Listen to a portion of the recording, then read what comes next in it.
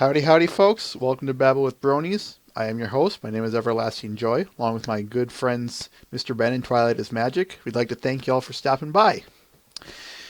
I know I overdid on the art this week, so we are going to be going over a little bit. And whoever's next in line to stream, sorry about that. One thing I want to note really quickly before I forget. There will be no Babble with Bronies next week. We're taking the week off for some personal problems that we need to get sorted out. So, no BwB next week.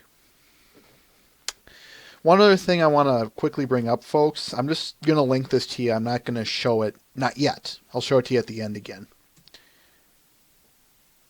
Oh, not that. What was it I was going to... I don't know why that got brought up. I really don't. I just wanted to show you the contact us page for BwB, and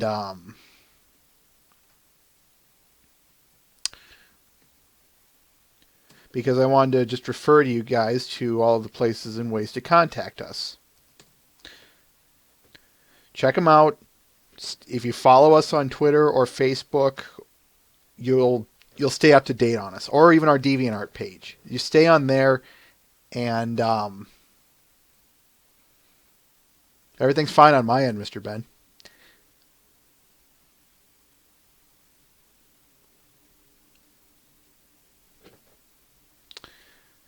Must be your guys's, because everything's looking fine on my end. Anyway, just follow us there, and I promise you'll stay up to date. You'll know when we're streaming, all that good stuff. So don't fret.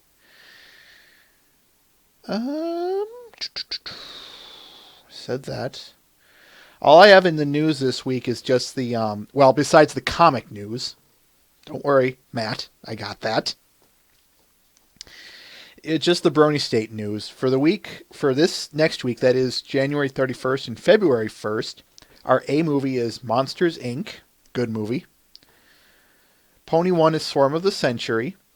Our B movie is Birdemic. I hope I'm pronouncing that correctly. And Pony 2 is The Showstoppers. So, if you like good movies and good people, stop on by here on the 31st at 7 o'clock Eastern Standard Time. Or, we do have a European encore at 2 o'clock Eastern Standard Time. That's Greenwich Mean Time minus 5.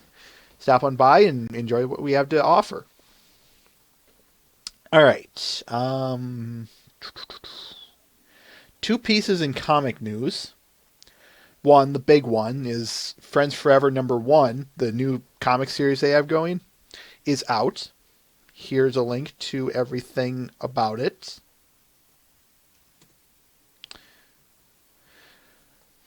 It's basically Pinkie Pie and an Applejack comic. I've been enjoying these comics, folks. I can't wait till we get to them. So check them out, pick them up, support it. Comixology is your friend. And on the last bit, found this one while I was just kind of browsing some news. Turns out that, bring this over a little bit, Friendship is Magic Volume 1 won the 2013 Diamond Gem Award.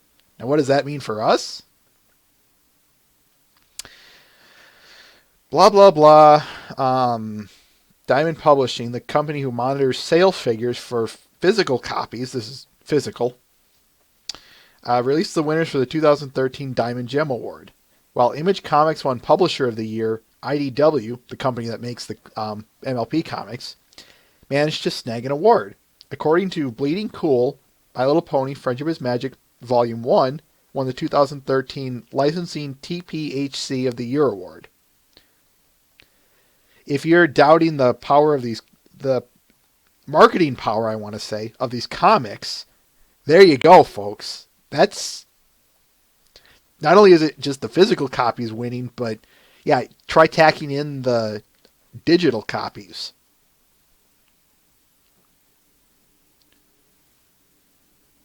All right, get my ugly mug off there.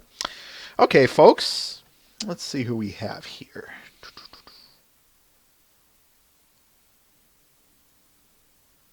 Quiet day today. Well, that's okay. What was it? Oh, yeah. Art or videos, folks?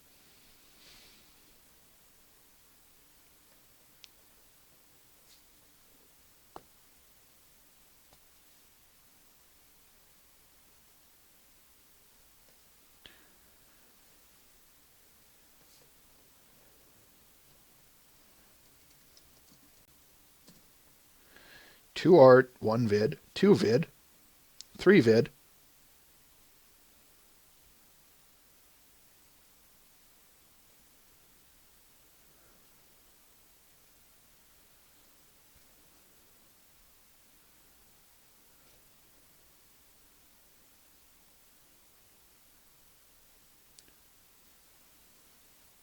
They're tied, folks. Okay.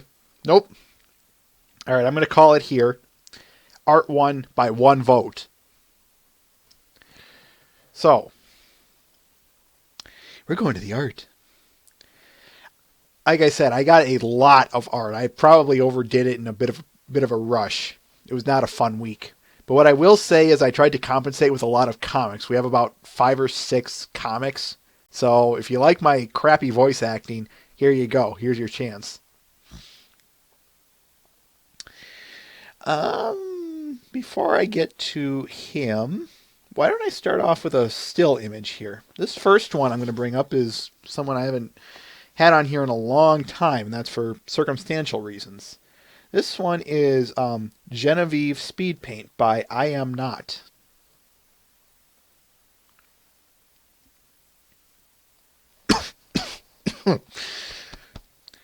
Quote, wanted to draw something, but I've been making concepts for my job, so I've been drawing nonstop for 3 weeks. So I just made a speed painting. Took 2 hours. It turned out all right. End quote.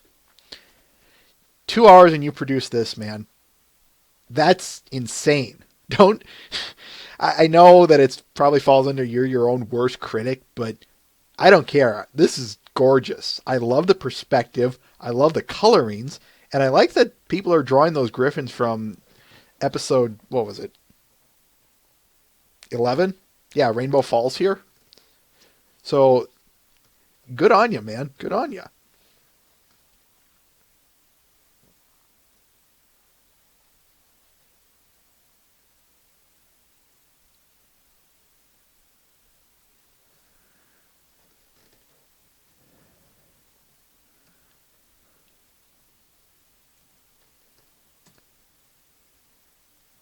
There's the link.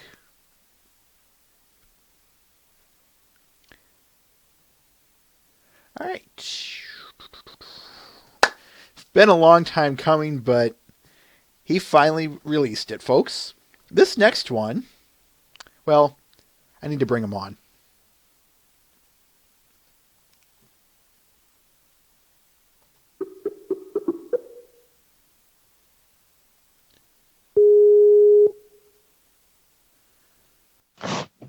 Hello.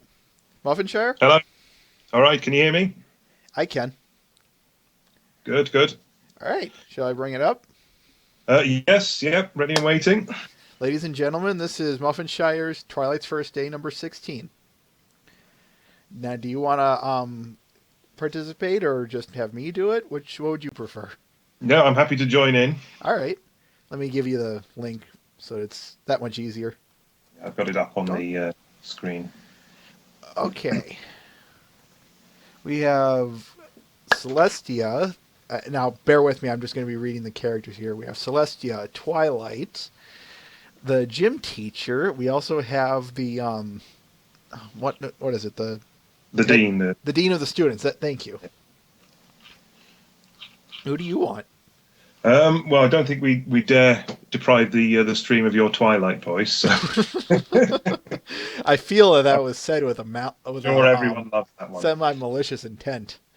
So shall I take Celestia? Okay.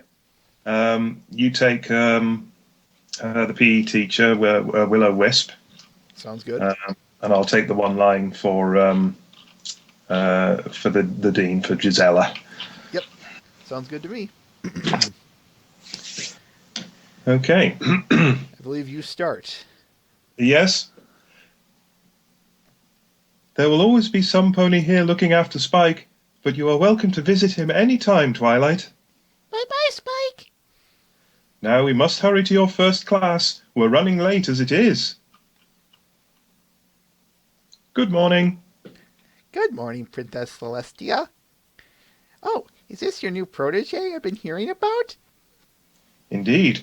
Twilight Sparkle, this is Will-O-Wisp, our PE instructor.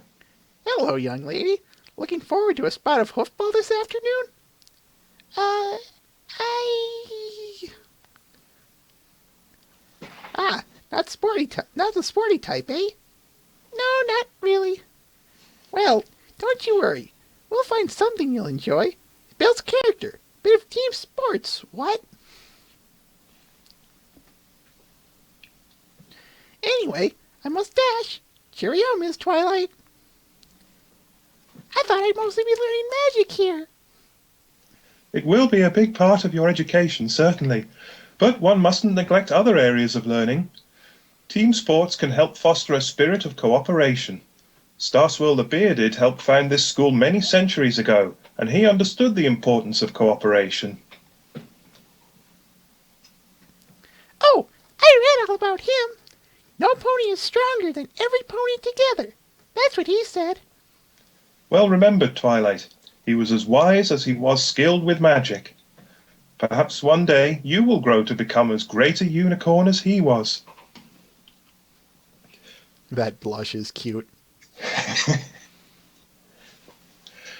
Gisela, the Dean of Students, will already be giving her introductory speech, school rules and so on.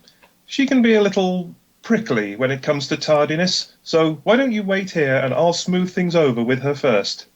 Okay. This just begs some trumpeting music.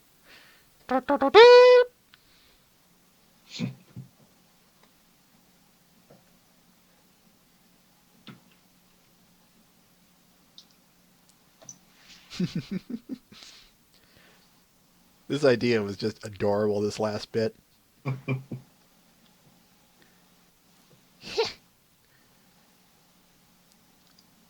Shoo, shoo.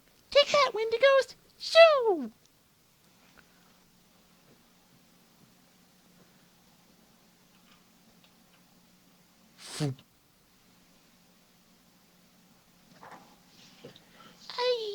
I... Rule number 1, no magic in the hallways. You did it better than I was going to do, man. You did it much better than I did. Oh. What do you have to say about this one? Well, I'm glad to be back at work on it. As you probably know, it's been about 3 months since the last part, but I'm back working on it full time again, or at least in all my leisure time, I should say. So we shall probably have many more of these yet to come. Excellent, excellent. What I got to ask? Why did you? I'm just curious here. Why a griffin is the dean of the students and not another pony?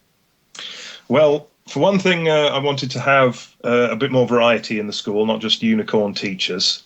That's one of the things, one of the jokes that's sort of made about shows like, or books or shows like Harry Potter and so on, where you've got people going off to, magic school or whatever the story is. They just drop all the other subjects. They're just learning magic, and then, there's no maths, there's no English, there's no foreign languages, anything like that. So this part I sort of brought in, the notion that, Twilight's still going to be doing the same things she would have been doing in ordinary school, just with an increased emphasis on magic. Now, the point of having a griffin as the dean of students, I don't know how much to say about this because this ties into a future plot point. Okay. I've got the story planned out quite far ahead, no, I'm going to keep it a secret for now. That's probably a good thing. Yeah. Anything else you want to say? No, I think that's about it. All right. Then, sorry, not there. Then let me link it. Oh, already did. Thank you for stopping by, Muffinshire. Thanks for having me on. It's always a pleasure, man. Bye now. Take care. Ladies and gentlemen, Muffinshire's Twilight's First Day, number 16. It's always fun to have him on, folks. All right. Let's go with this one. Been a long time since I've had him on here, but it's been a long time coming. This one is titled Onward, Season 4 by Harwick's Art.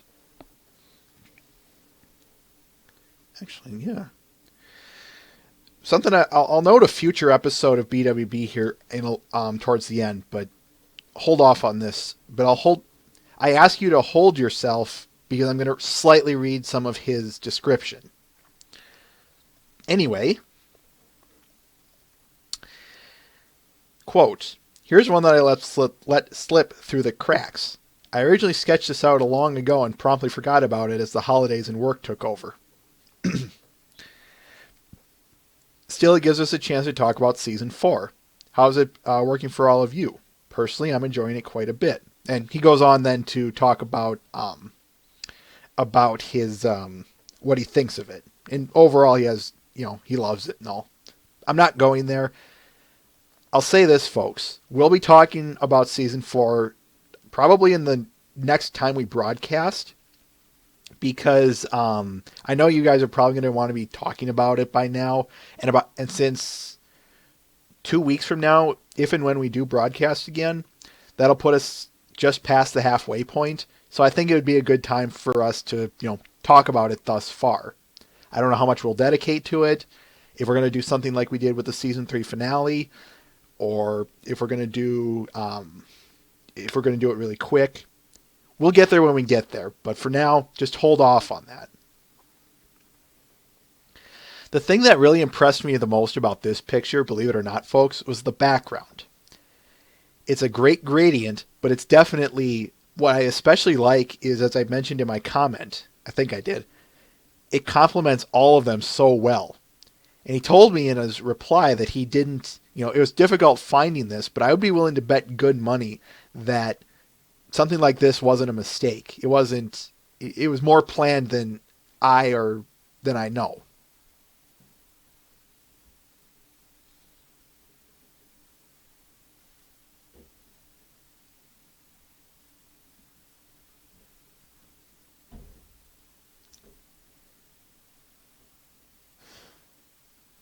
Was that a pun on one of my own titles, Dark 92 Enigma?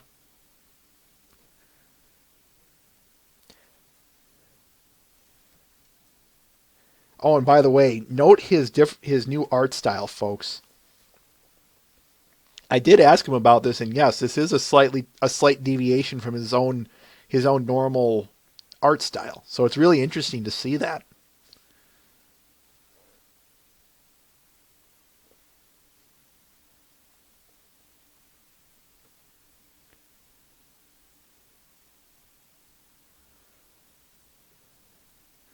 All right. Good, I do have it. And he was probably here earlier. This next one is by a new guy, titled The Element of Luna by My Brony Side. This one was a request sent in, so it was actually, it was really nice to see this one. They've taken some time to load up here. Kind of like a car in winter. Anyway, I saw this one, and this one took me by surprise. It was like, whoa, that's cool. What's nice about this one that I find the most intriguing is partially the silhouette to it. It goes for more on a minimalist side of things, which I think is really cool. I should note there will probably be lag, but anyway, the other thing that I really like about this is the mane. I like this wispy, fine hair piece. My Brony Side, if you have anything to say about this, now would be the time.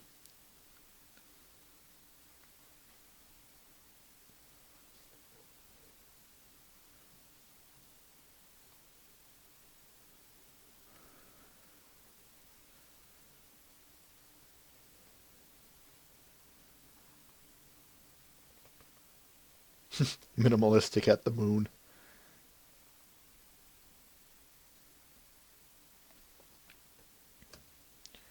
I'll give him a little more time to speak, but I will throw you guys the link. Oh, really?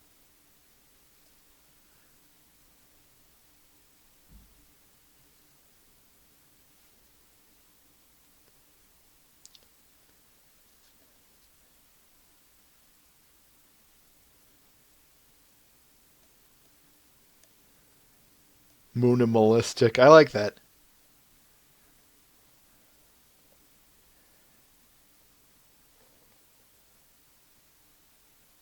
You got me, Matt the Shadow Man. Well, it looks pretty cool, my brony side. I like the main. Try it with some others. I'm gonna, recommend try some others and, challenge yourself. That's the best. The best thing you can do is keep pushing yourself.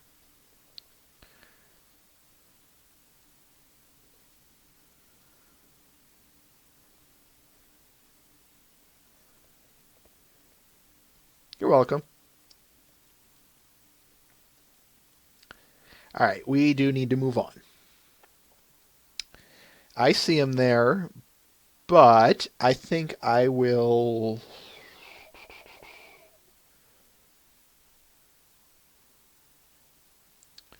There's so many good things to show.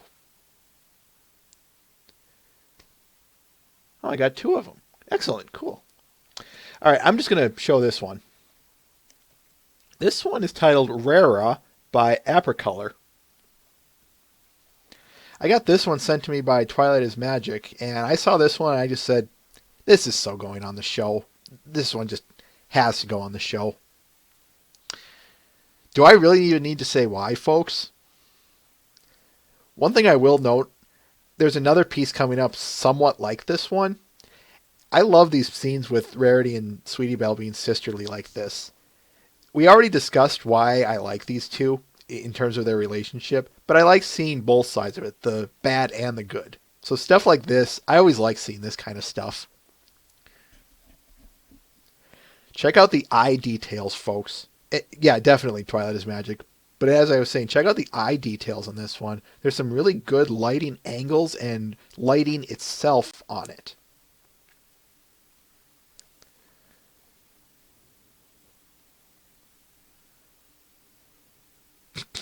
Diamond Heart.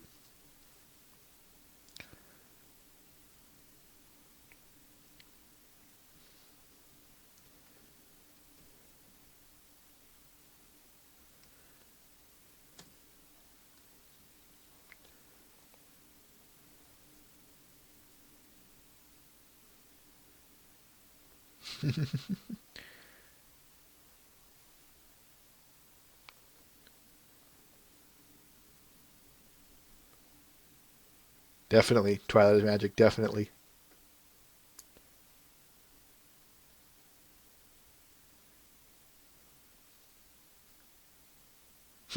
Matt. All right, we need to move on. All right, I'm not going to beat around the bush here. Let's get someone who's actually in here on. I got two of them by Assassin Monkey here. It was hard to pick just one, so I said, we'll go with two. This first one is based off of the latest episode, Rainbow Falls. Latest being that they give time to make art. Titled Bulk of Color. Oh, and you spelled color wrong here, man. But anyway, ignoring that obvious typo, I got requested by Vest about this one, or at least I think I did. Either way, I'm just going to kind of let this one speak for itself.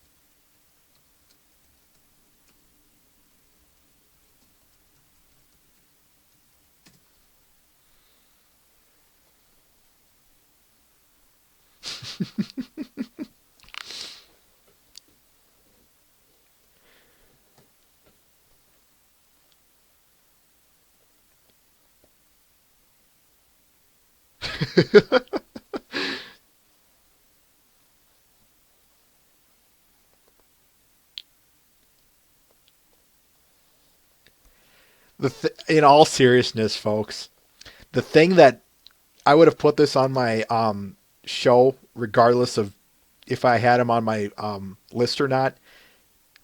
His use of color, his dude, you're commanding color here. This isn't amateur work, man. This is professional work. I want you to bear that in mind. This is good. Vivid is a very good word to use here, Muffinshire. That's actually a very good one.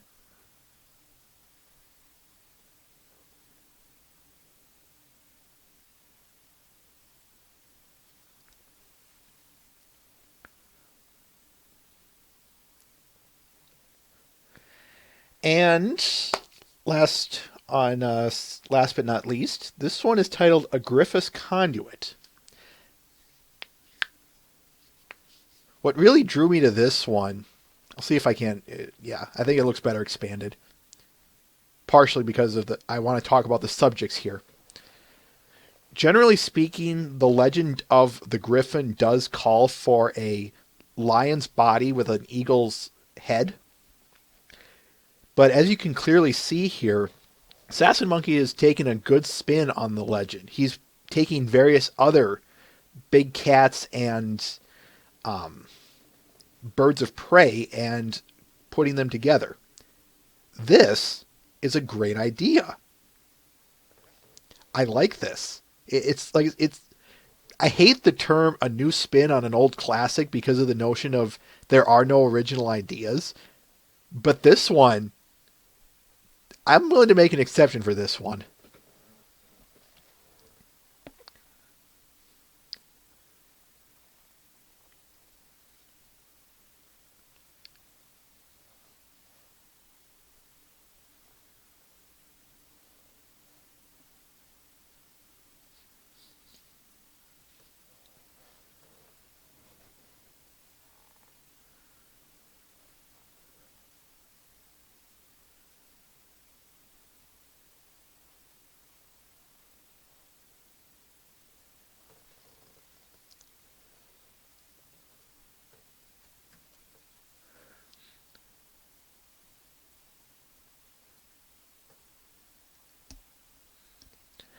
Go for it, man. I'd love to show another picture of a different amalgamation under the title Griffin, or something like that. Something like this anyway. I would love to see it.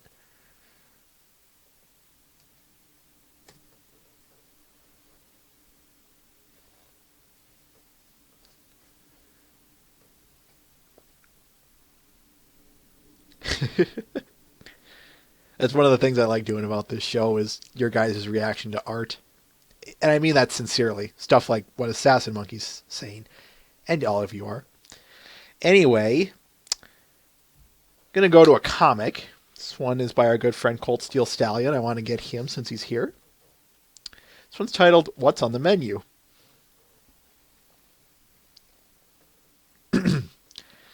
Incoming, more terrible voice acting. How about lunch, Applejack?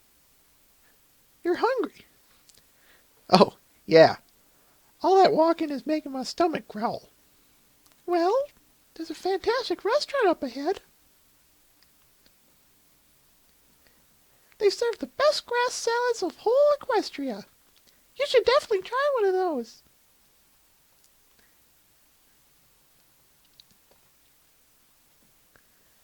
You, Applejack! Don't sweat it, Rarity. There's some delicious grass right here. You can't eat that. Nobody's walked over that grass.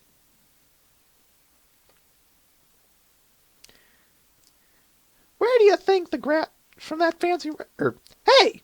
Where do you think that grass from that fancy restaurant of y'all's comes from?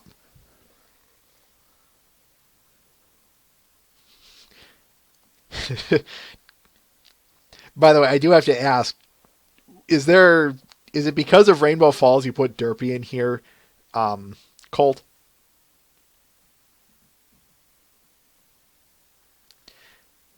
All this time!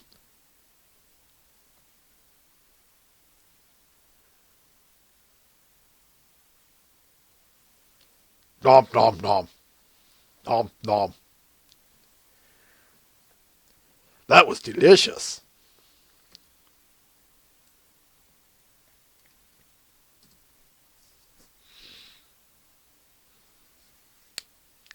Mr. Ben.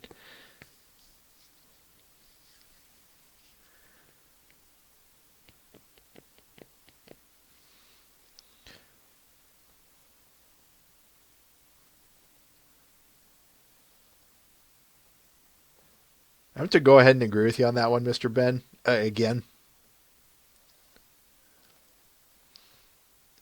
And the award for the best nom sound goes to. Yes, I like doing that kind of stuff.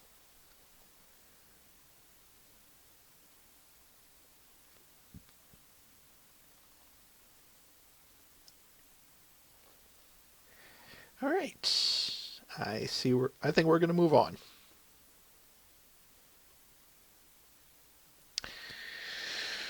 Hmm.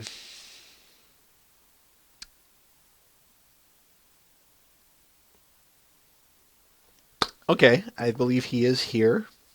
This next one is actually it's a commission. It's by Peachy Keen, but it was a commission for '09, or also known as Derpy Hooves, here in the chat from 20% Cooler, the website, titled "Don't Mean to Bug Ya."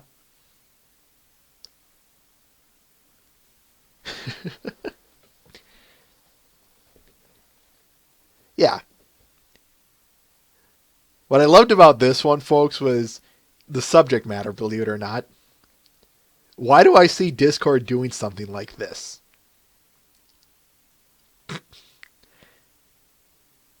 Dark 92 Enigma, I'm seeing that. I love the coloring and I love the forms of this. This is actually a really pretty. Peachy Keeney here has a very pretty design of the characters. I especially like her ponies myself. If he is in here, I do have to ask what. Oh nine. What made you? Why this? What was your? What were you going for?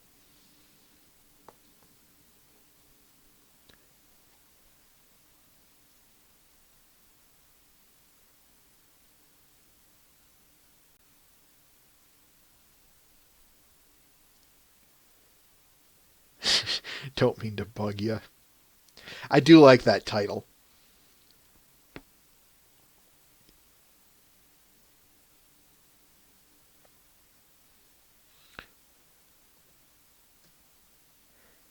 That rainbow was a really nice touch. I'll just ask him in text.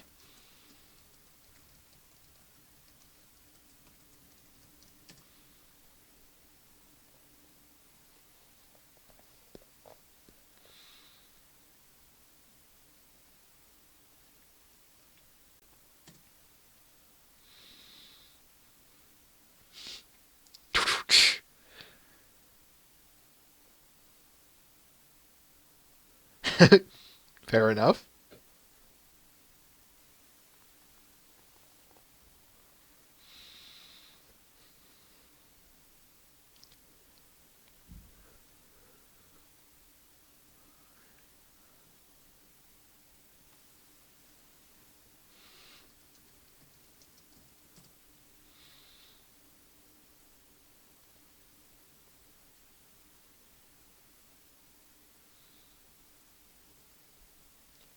I call this a surprise.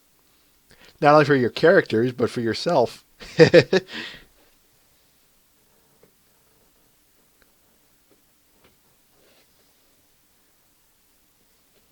Noted. Nittany Discord, I note that. Alright, let's move on.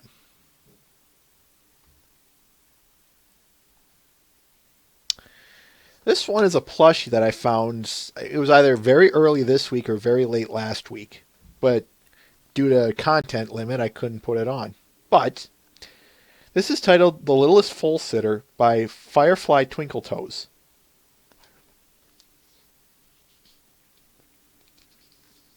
I'm just going to kind of let this one speak for itself.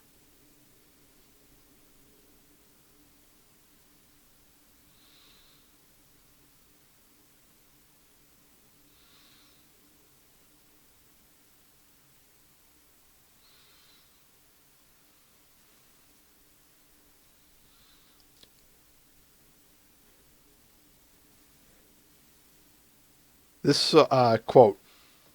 This was the first of the new batch of commissions. I had fun with her hair. End quote. One thing I do want to say is I don't think I've seen a Philly Philly Cadence plushie before. So it was a real treat to find this one. To find one in this high of quality. That was a 1 in a million find. I'm just going to say that.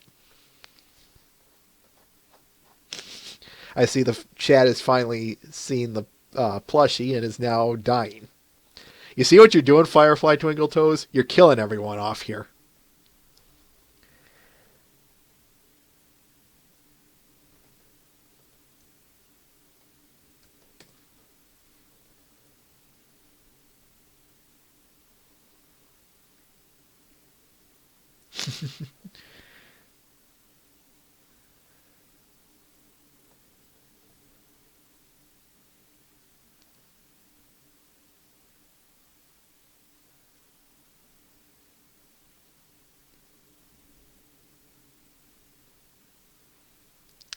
I'm going to move on.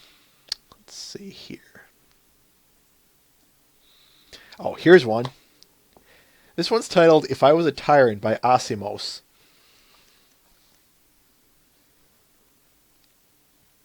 I'm just going to say this, folks. Sombra, you're doing it right.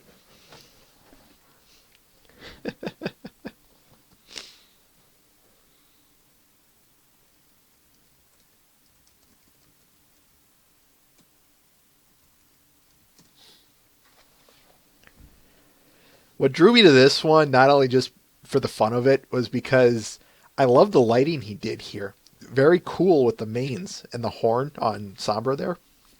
And I like the whole crystal effect with the lights he's going for. Kind of reminds me of, well, right now where it's all cold and icy outside.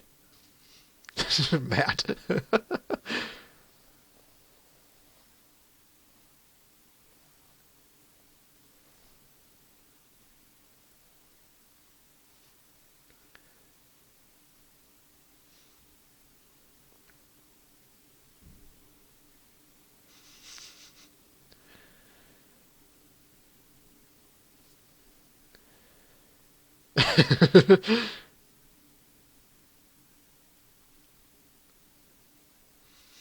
Matt, I'm still laughing at your comment here.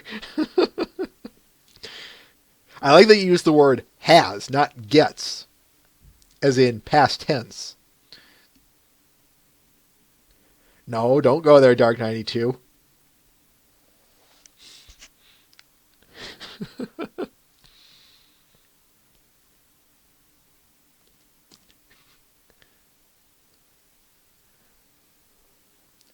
Anyway, sexual motivations aside, let's move on.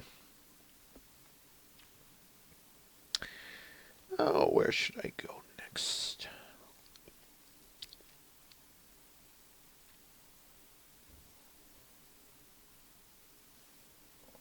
This next one is titled Sweetie Belle's Nightmare by Spot152. It was a request, or a recommendation, I should say, sent in by Twilight is Magic.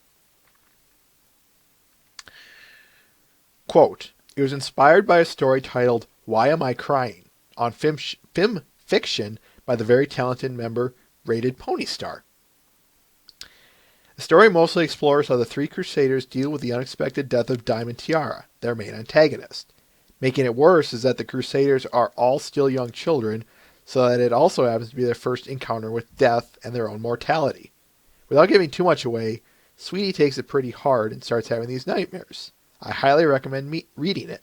End quote. He does have the connection to it, and I'll expand here shortly.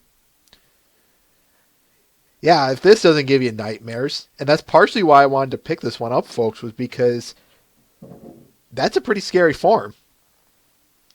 Or at least I think so. So if you were trying to scare a Spot, I would say mission accomplished. And if anything, that's just a cool, really cool design.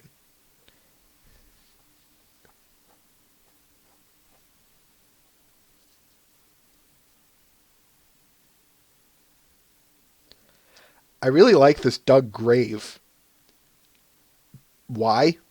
All I can think of with it is the notion of that scary beast is trying, or death, whatever it is trying to put Sweetie in it. So yeah, that's pretty scary when you think about it.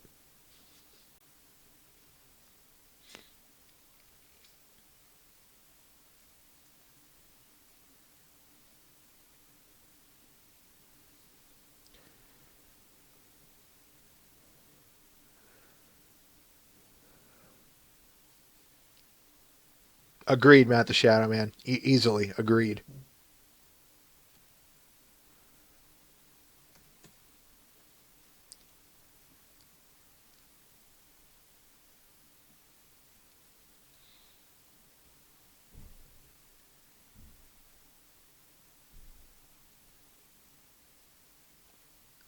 You can just about guarantee it, Void Shredder. It's just about guaranteed. We won't show it, of course, but that's a different story. I'm leaving myself with nothing but comics here. I'm not trying to do that. But okay, we'll go with this one. This one is by Invisible Guy Ponyman, titled Monstrosity. A bit of a later story after I get done with it. See ya then. Poof. Well, what have we here? Another waifu thief, is it not? I'll show you what happens when some pony bothers the waifu of a chaos god. Piff, pump, pump. Ah! Later, Fluttershy, help me. I feel weird. No, wait, it's me. Bulk biceps. What kind of monstrosity did Discord turn me into?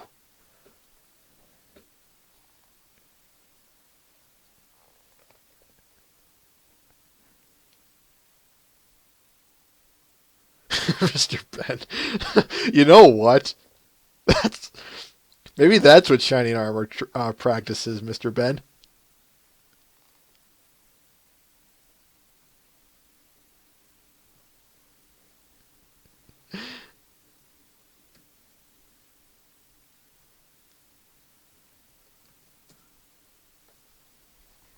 Yes, I intentionally. I tried to. What was it I was trying to say? I tried to make his voice a little bit prettier than his show voice after the transformation.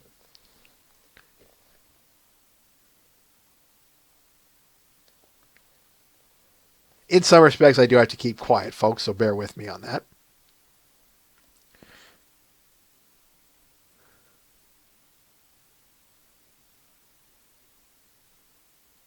Maybe that's it, Dark 92 Enigma.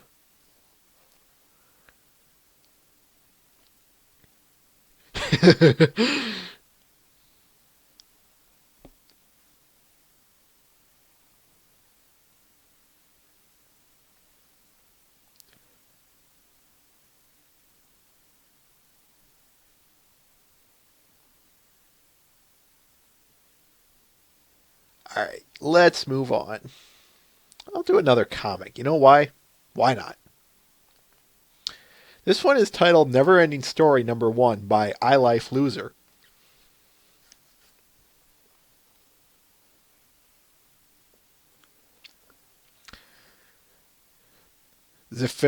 Okay, before I go on, do you guys want French SpongeBob narration or a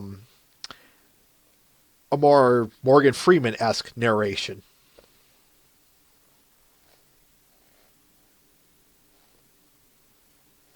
Maybe more James Earl Jones than, or James Earl Jones, I should say.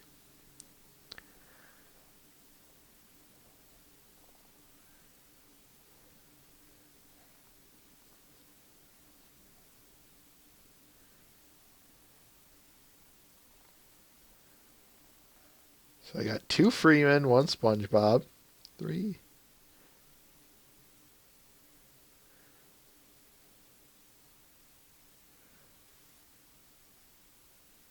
I got the French narrator. It's going far and away, probably to Morgan. Got 1 for James Earl Jones. No, Nittany, I can't do that.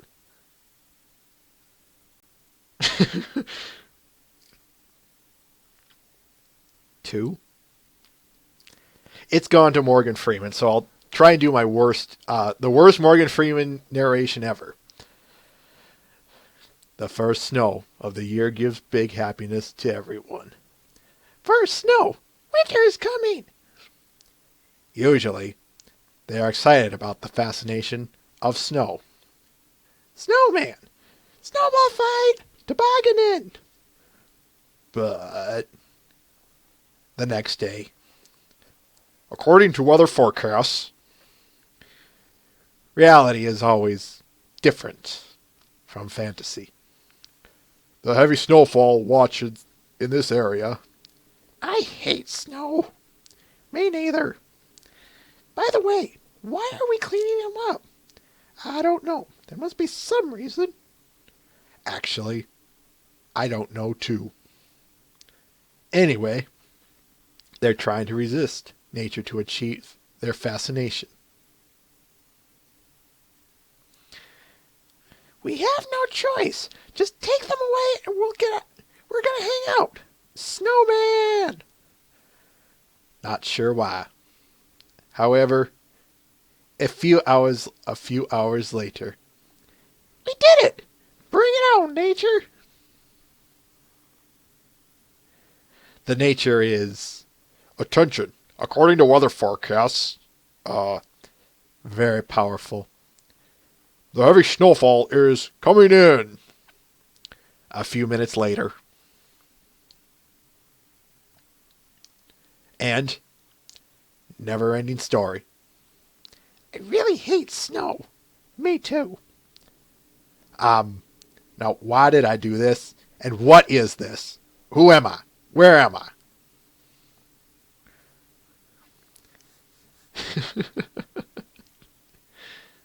For those of you wondering, I picked this one up partially because I'm going to guess that a lot of you are going through this right now. You think you're done shoveling snow for the week, and then tomorrow the snow comes. Again. So you do it again. You think, all right, I'm settled. And then the snow comes. Again. Very, very clever and very subtle reference there, Mr. Ben.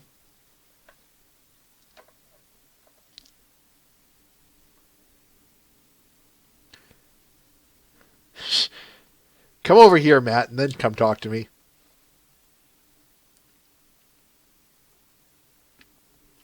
All right.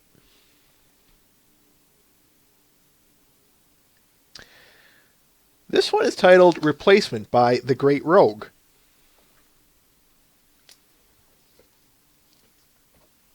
Not hard to see why I put this one on here. I thought it was adorable. Quote, Derpy is back. I got the base from somewhere, but I forgot. End quote.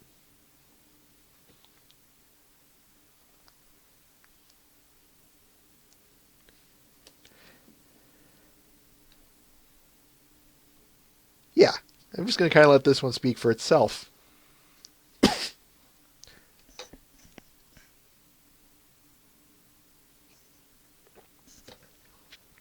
That I actually do find a little hard to believe, Dark, but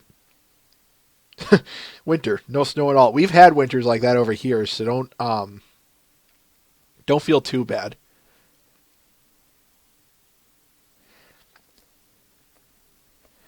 Take a closer look when I link it, my brony side, and you'll see it.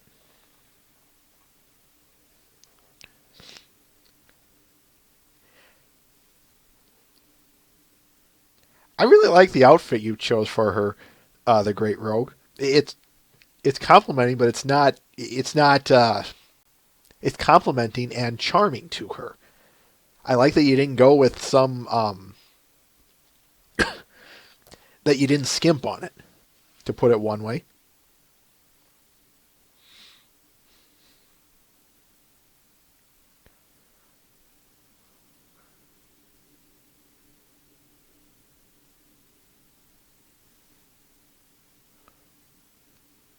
Also, again, the blushing is cute.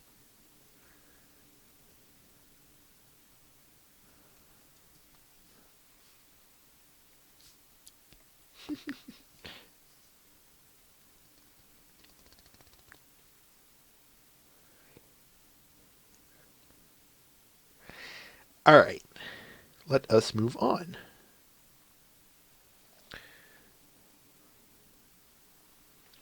Okay, we'll go with this one. This is a two-part comic that we'll be doing for quite some time.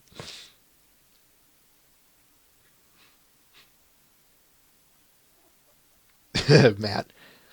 Now, before I read this, I do have to note how XU went with the traditional Far East style of structuring, which means you read left to right and from top to down.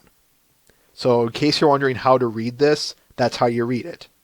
And it's actually more up to down, left, or from right to left. So let's begin.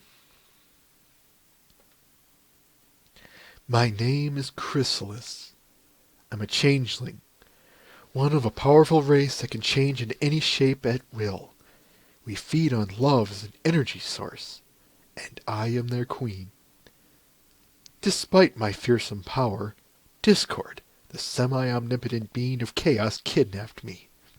He installed a pony's heart inside me and forced me to live in peace with the pony race. I have no idea what he's planning, but as the queen, I won't let him toy with me. However, when I thought of that, I found a small problem. Why the heck am I stuck in the middle of nowhere with Fluttershy? Thus begins Chrysalis's Fluttered Adventure, Part 1.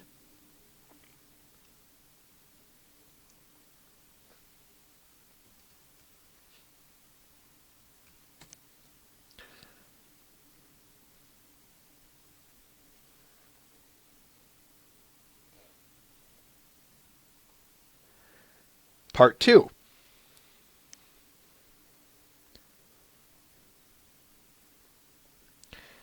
He was nice enough to have it numbered, so if you're trying to read this, folks, just follow the numbers.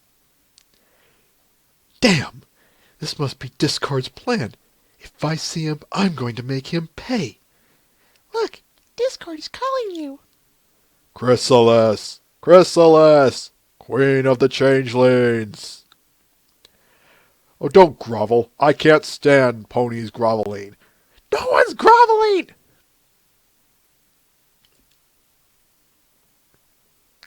You too shall have a task to make an example in these dark times. Dark times my flank. Now get down here, you sly winged thief. Behold, Chrysalis, this is the Holy Grail. That doesn't look holy at all. What's that for, anyway? This is your sacred task, to seek this Grail. That is your purpose, Chrysalis. The quest for the Holy Grail. Stop ignoring me, you honk! Please calm down and let me explain.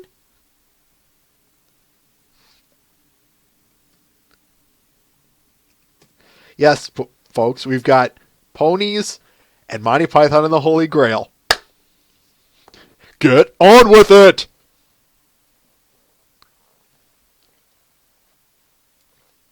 All right, I'll get on with it. Let's see here. We have that. So that's, yeah, we're definitely going over.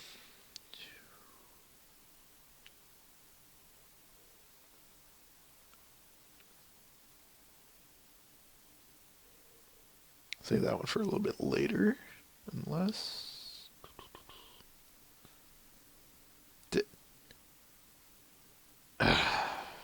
Well, okay. I forgot something, folks. So it's bear with me. Anyway, this one is titled Sunset Helper number 5 by Uo Tapo. We had 3 and 4 on here last time, and I thought I'd continue this series because you guys seem to like it, and I liked it. I still like it, and I still want to show this series. Sorry. The thing that drew me to the reason I wanted to put this on the most was partially because of Sunset Shimmer. Seeing her fan squealing with Rainbow Dash, yes, just yes.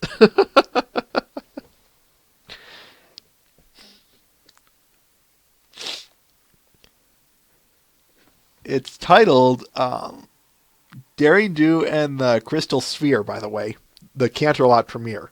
And before anyone goes there, let me just say it for poops and giggles. Yes, we're probably going to get a bunch of disappointments and a South Park-esque reaction. That's going to include puking for those of you who don't know.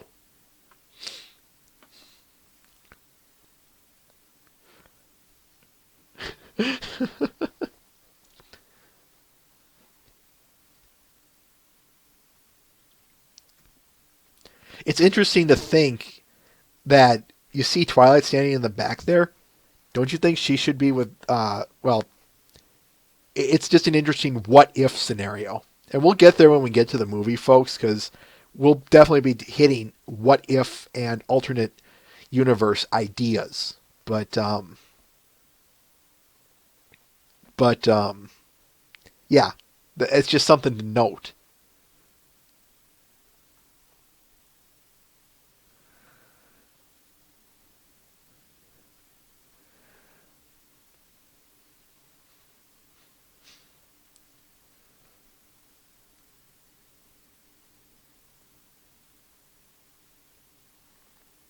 Yeah, why wouldn't we, Mr. Ben? Sometime after season 3, but that's the plan. Anyway, this next one is by Kitty Caquette, titled Flutterbat Plushie.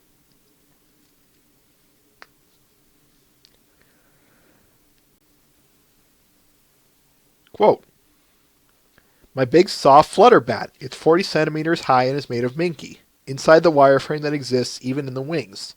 For the record, that's about a foot, people. For us who don't use the better metric system.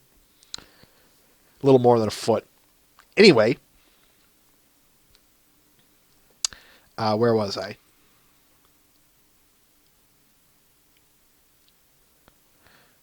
Oh yeah. Inside the wireframe that exists even in the wings, and in her mouth is a magnet so she can hold an apple. End quote. It is for sale. I will note that. But the last I checked, which was Thursday, I think, you're going to be putting in about $200 for a bid, folks. That's the minimum. And I wouldn't be shocked if it's over 9,000 by now.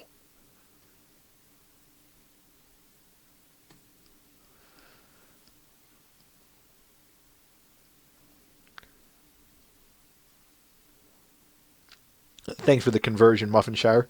Thank you.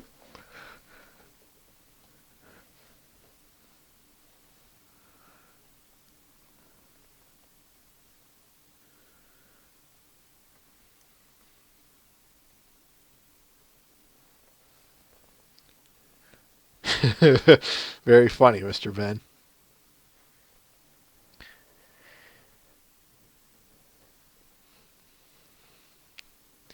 Anyway, let us go on.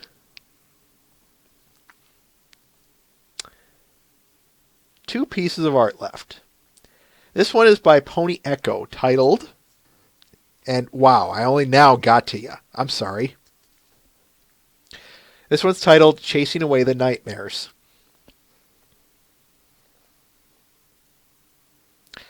Now, I'm going to sit on the image here for a little bit, but I want to read you guys the description. I'll give you guys about 10 seconds on the image.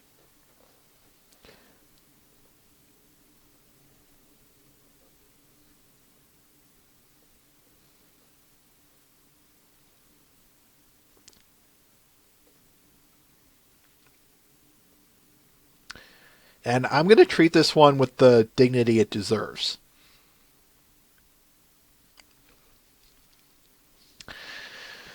Woken in the middle of the night by a high-pitched squeal, Rarity goes to investigate and finds her sister curled up in bed crying. Sweetie Belle? Rarity frowns as she steps into the filly's room. I had a bad dream, Sweetie Belle moans, wiping the tears from her eyes. Again?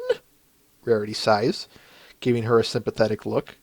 Bringing a comforting smile to her muzzle, Rarity clops over. Shut up! Climbing up onto the bed. It's all right, sweetie. There's nothing to worry about. Rarity's here.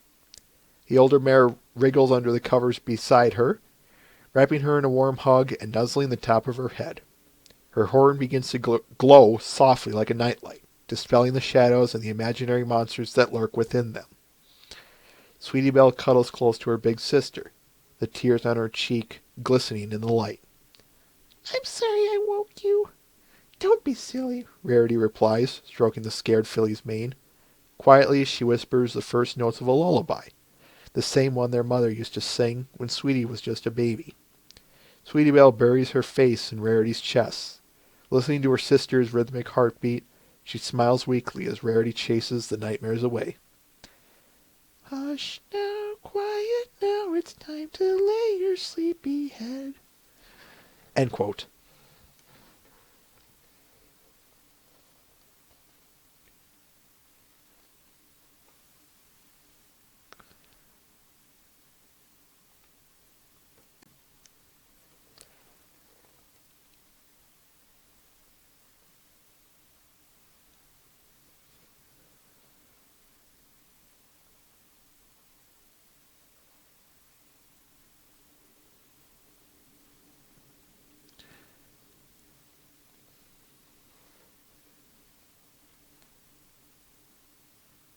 You're welcome.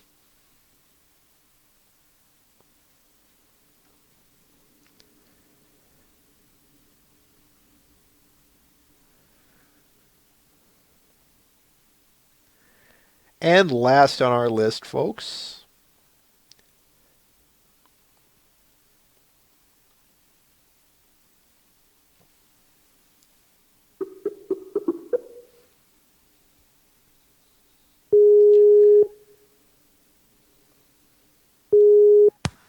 Oh, Cox, yeah. Oh, yeah. you there? Yes. Good. I forgot to tell you that I was showing this. I am sorry about that. Oh, okay. Holy I, crap.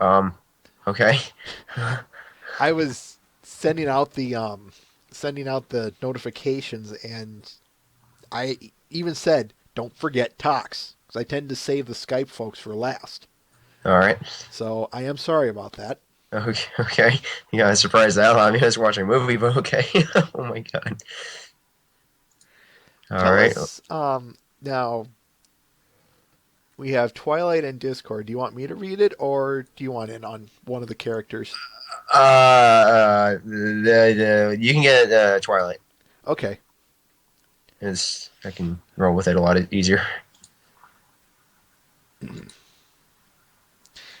That's it, Discord. We're done. We're not taking care of you anymore. But Twilight, this last thing is dire. And then panel 3. And then in panel 4. Can you close the door on the way out? Slam. Yep. Twilight, get back here.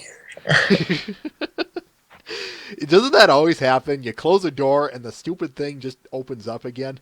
Yep, it's usually that whole big thing is uh I actually the whole here's the thing that this entire comic, okay, it may not have gotten the praise from every other website that you know of, but it was hard enough for me to actually make this. I kind of like killed myself trying to do this one.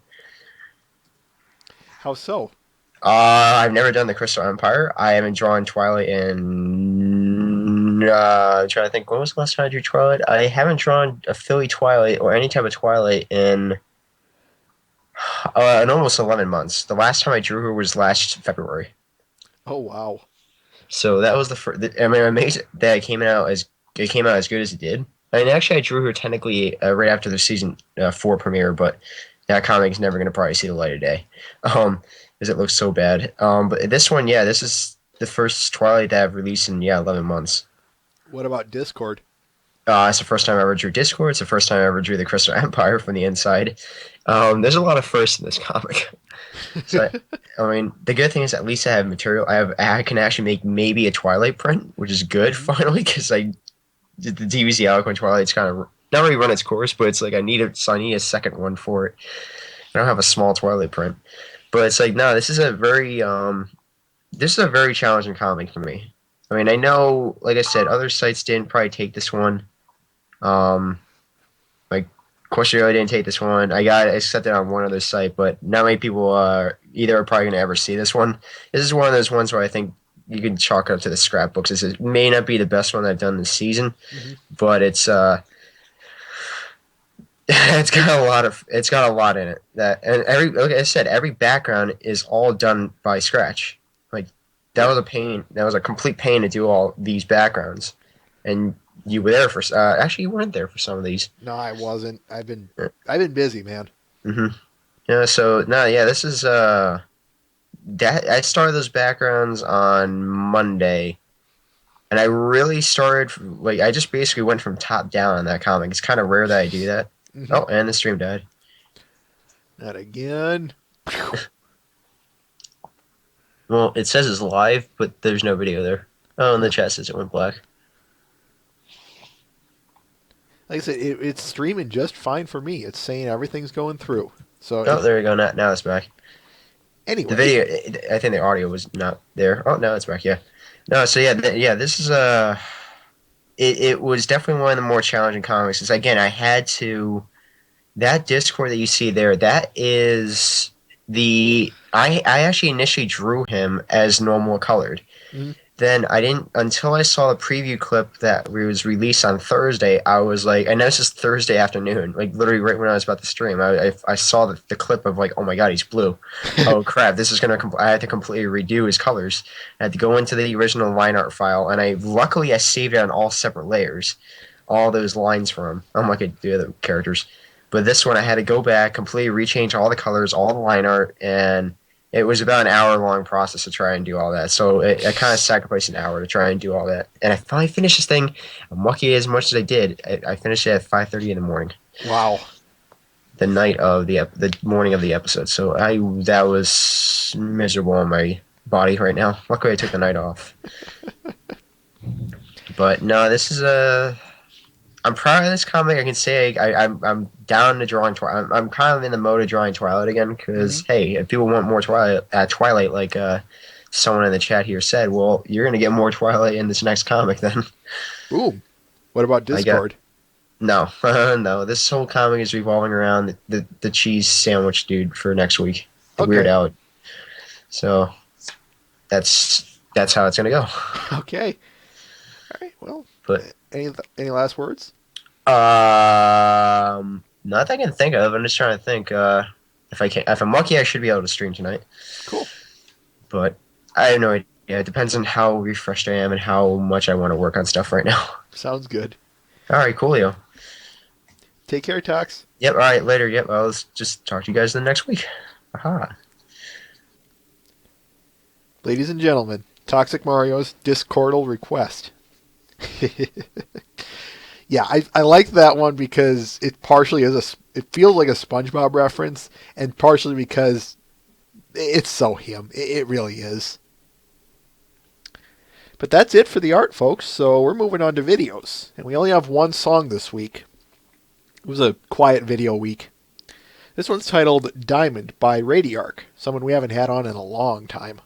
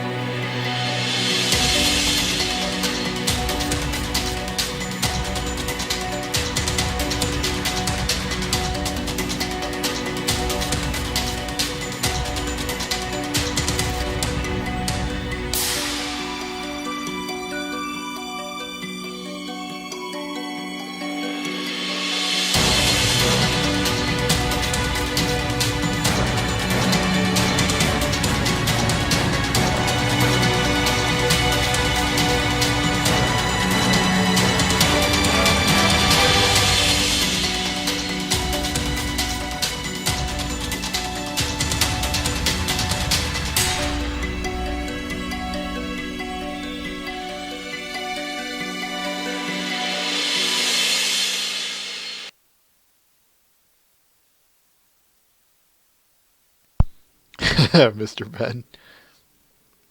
Anyway, this is Diamond by Radiarc.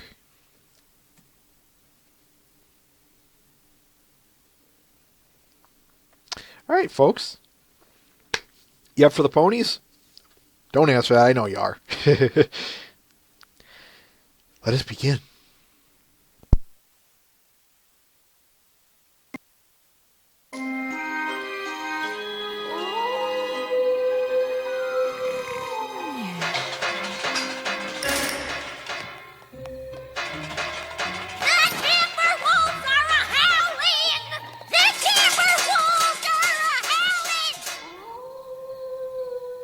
Yep.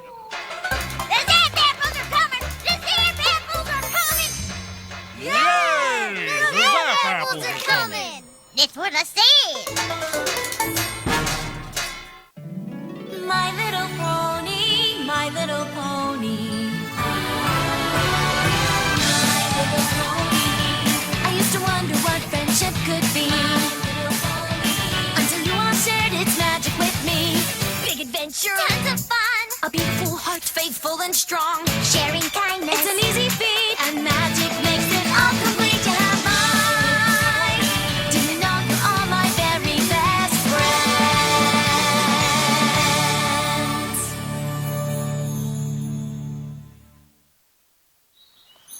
Hey, silly goose, quit your gawking and move your caboose. Yep.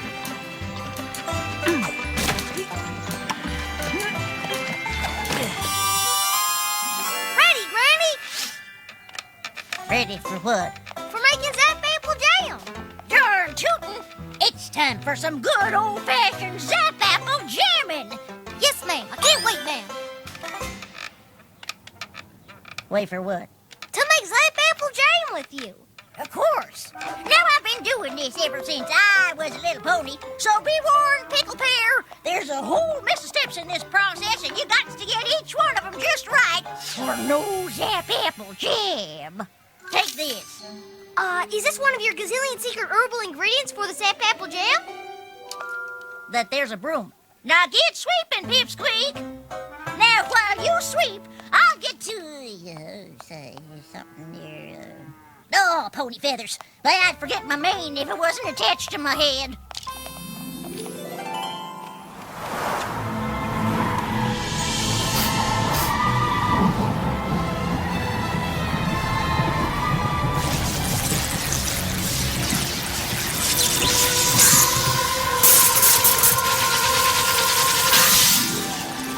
There's the Zap Apple leaves, right on schedule.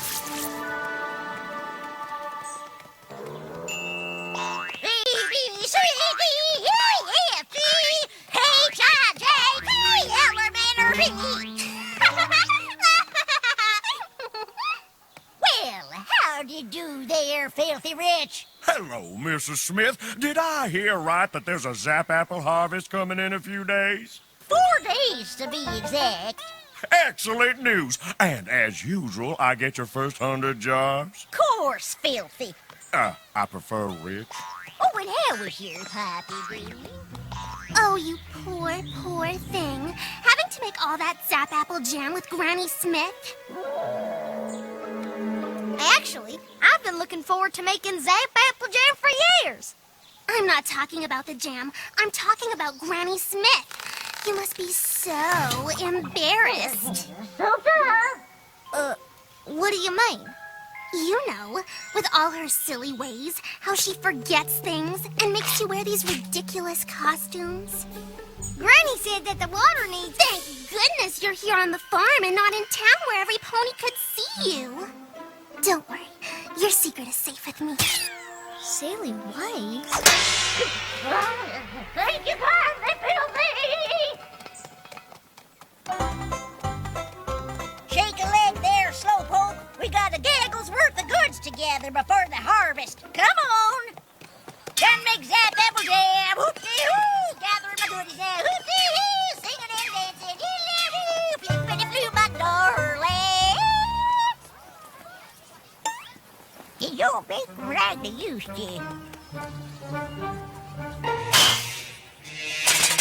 Hey, you bite it, you buy it.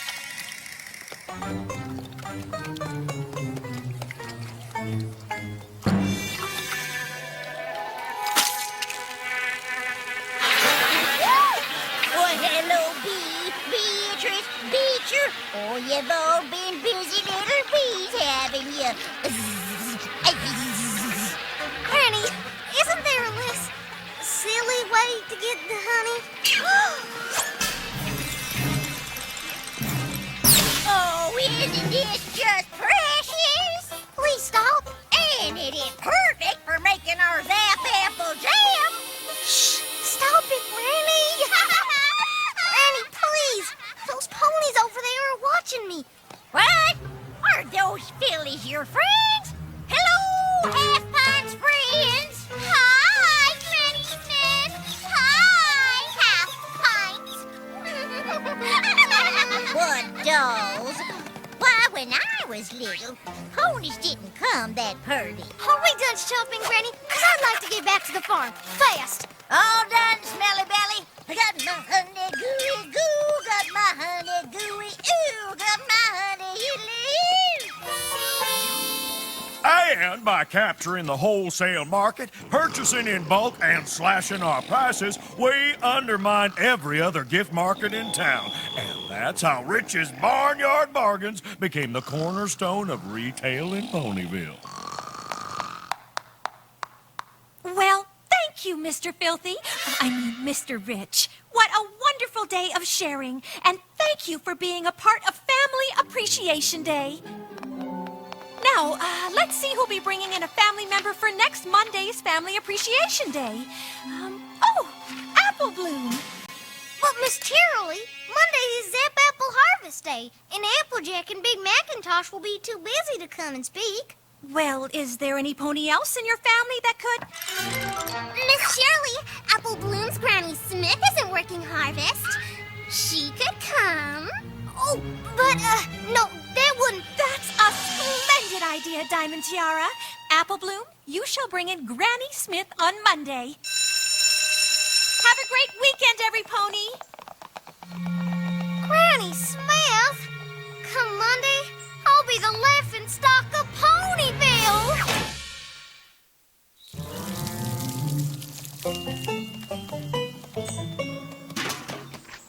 I'm sorry, Apple Bloom. I already told you that we just can't take a break from harvest to come to your school. You know what'll happen. I know. After the 5th day, the Zap Apples disappear.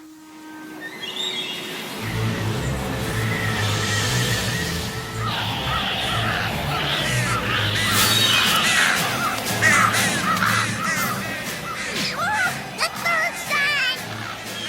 Right on time! Oh, diggity!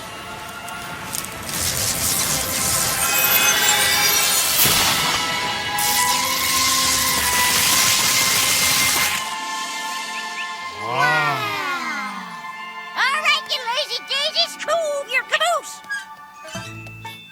I'm sorry, Apple Bloom, but don't you fret. Granny Smith's got no shortage of entertaining stories to tell. I know. That's what I'm worried about. I'll be embarrassed, shamed, disgraced, mortified, humiliated.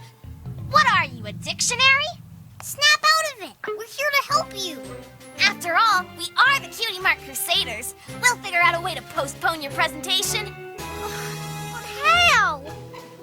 Ugh, all this worry is making me sick. Sick? That's it. Come on!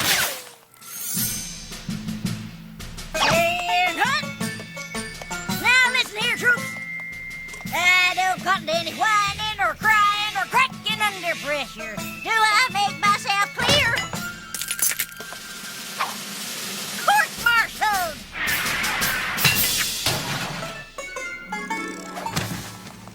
Stay still, Apple Bloom. You have to look sick.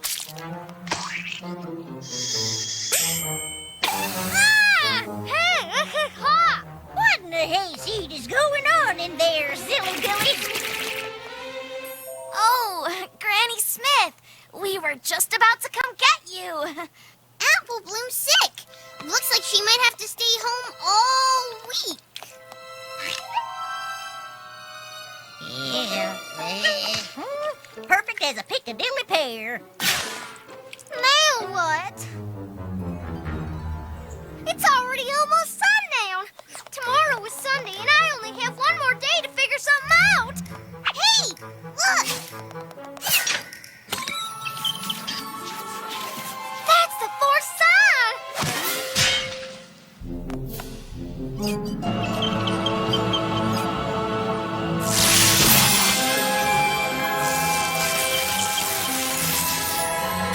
The Zap Apples have appeared, and that gives me an idea.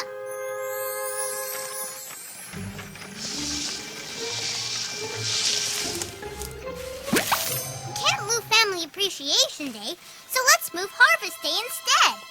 They don't look quite ripe. Harvesting apples early never hurt an apple. I don't know. Zap apple trees aren't like normal apple trees. They're magic. How different can they be?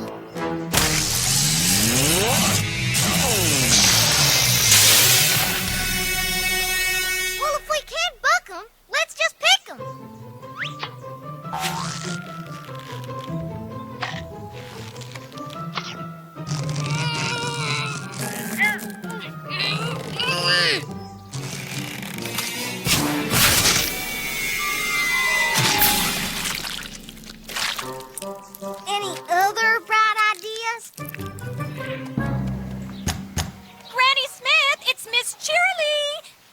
said you wanted to speak with me?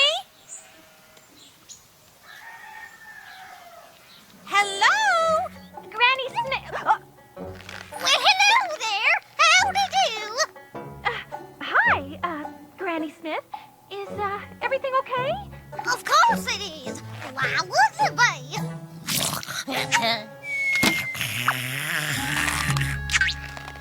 Oh, excuse me.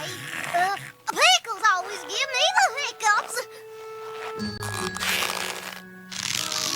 I need to tell you that I can't make the presentation on Monday after all. Oh, no. Is that so? No doubts about it. I gotta share the flowers and water the sheep.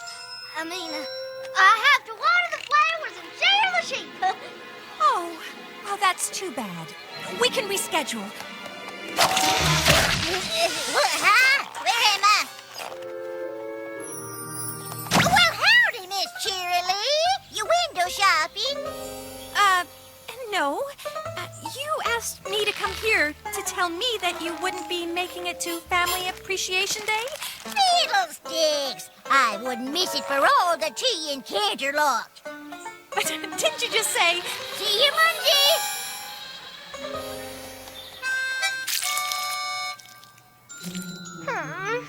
I can't believe she woke up from her nap. She never wakes up from her nap. I wish I could just run off and hide. Well, you can't run off, but maybe some pony else can.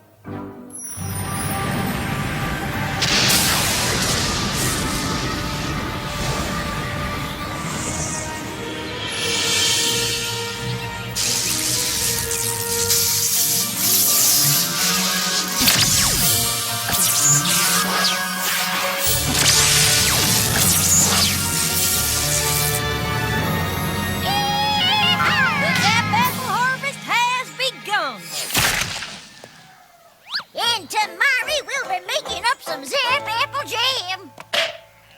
Miss Granny Smith, telegram. Well, bust my buttons. Uncle Apple Strudel wants me to pay him a visit. And you can just make the 8 a.m. train. I already packed you a bag. Well, that was considerate. But don't you worry, Flipper the Gibber. I'll be back in time to make that jam. That train ride takes all day. I'm safe.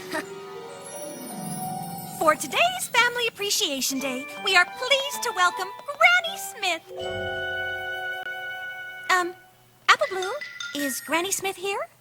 Oh, I'm sorry, Miss Cheerilee, but she got called out of town on account of a family emergency. Well, howdy, my little ponies.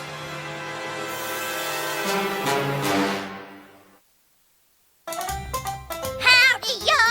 I'm as happy as a pig in fresh mud pile to be here. What are you doing here? Did you miss the train? No, it came. And Uncle Apple Strudel was on it. I can't wait to hear Granny Smith's presentation. If she can remember any of it.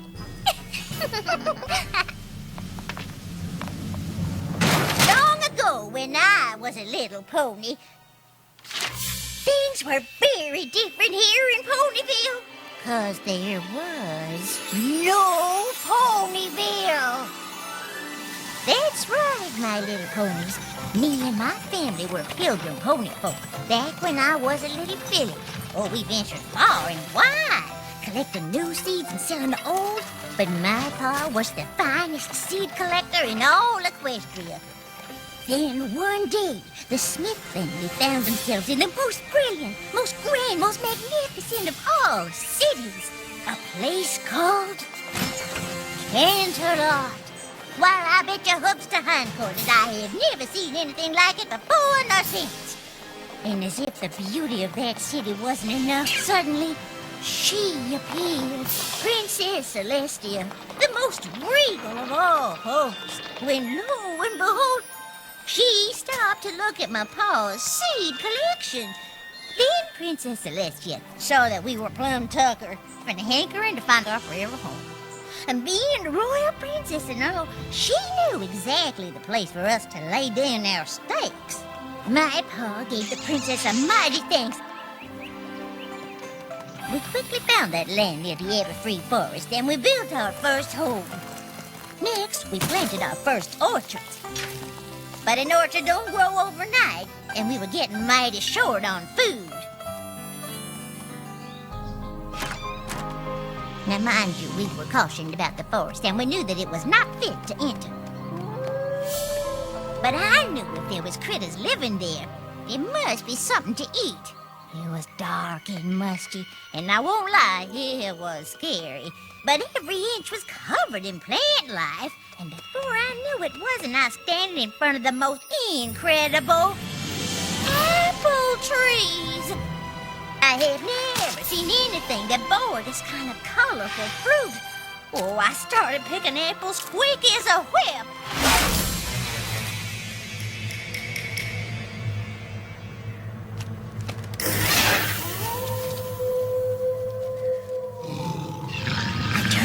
And there before me stood the timber wolves.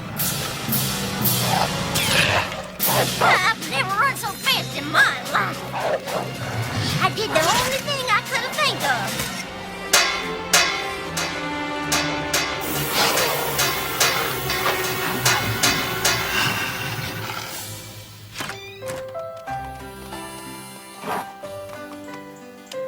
My pa and I planted those special apple seeds, and before our eyes they grew like wildfire. While we had full-grown trees faster than you could say lickety-split. Then each year, I paid close attention to the signs of the Zap Apple special harvesting times, how the weather affects the Everfree Forest, how the timberwolves howl when the Zap Apples first start growing, and how they zapped away if you didn't pick them all in one day. And the fruits of our labor were the best fruit we ever tasted. Soon enough, I was mixing up batches of Zap Apple jam.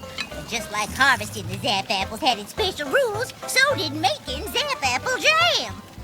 I learned that you gotta be extra friendly with the bees, otherwise their honey won't taste right and sweet to mix in with the Zap Apples. Who'd have thought that glass jars needed talking to? Or that Zap Apples like pink polka dots. But magic is as magic does, just funny that way. Then ponies started coming to our farm from far and wide just to get a taste of my Zap Apple jam. Some even decided to stay, like Stinkin' Rich, Diamond Tiara's great-grandfather. Matter of fact, the first thing he ever sold was my Zap Apple jam. And before we knew it, we had ourselves a nice little town, bustling with all kinds of ponies. And that is how Ponyville was founded.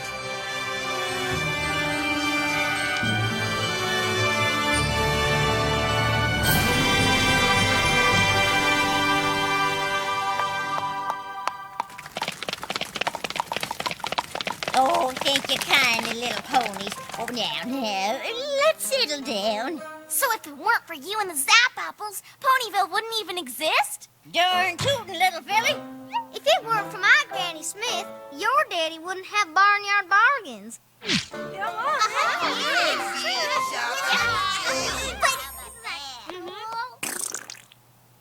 But she's just a kooky old lady.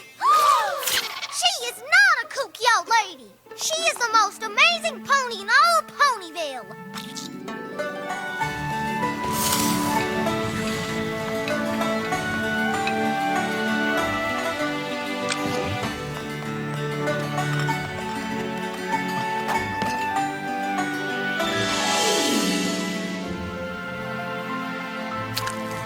I think this is the best Zap Apple jam I've tasted yet. Must be because you had something to do with it, Apple Bloom. You betcha. Apple Bloom is one humdinger of a Zap Apple jammer. I am? So I take it Family Appreciation Day went well? Did it? My Granny Smith is super special. I just forgot that for a little while. Oh, don't fret. I forget things all the time. Now, I'll get you... something... Oh. Who wants to help Granny sing to the water?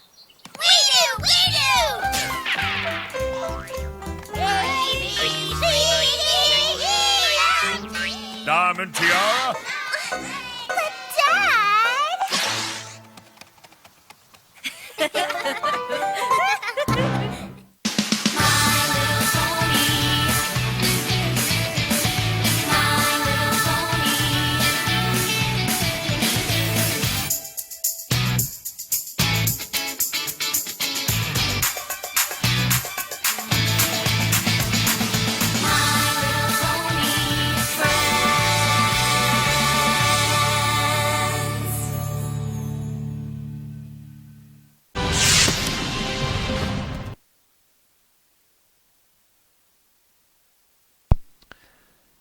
Ladies and gentlemen, Season 2, Episode 11, Family Appreciate... or 12, I'm sorry. Yeah, 12. Family Appreciation Day. Opening thoughts and, opening comments, folks?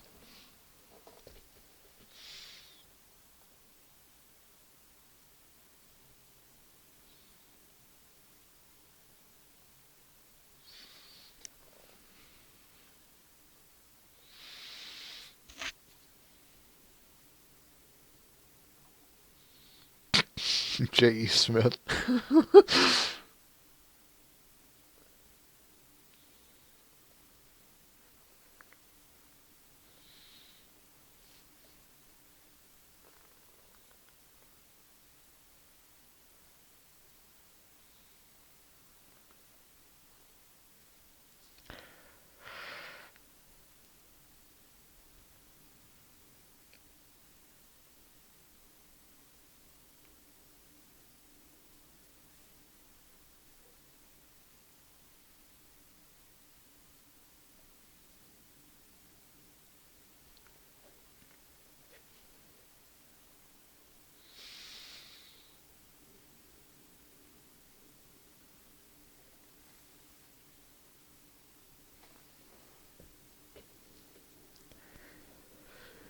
I have a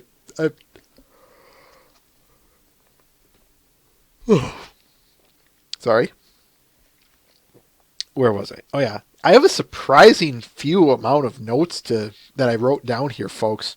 That's not for, that's not for lack of trying. It's just isn't much to write about in terms of anything before the origin story. So, what do you guys have to say about anything before the big revelation? I leave this, of course, very open. But if you guys, as always, want to get more specific on a specific point, we'll go there.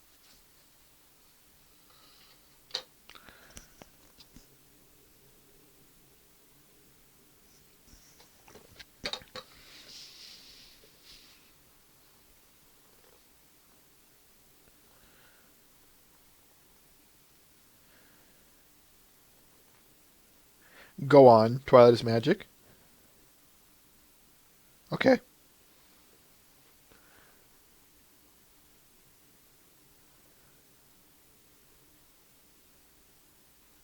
In terms of the entire family, it is Matt the Shadow Man.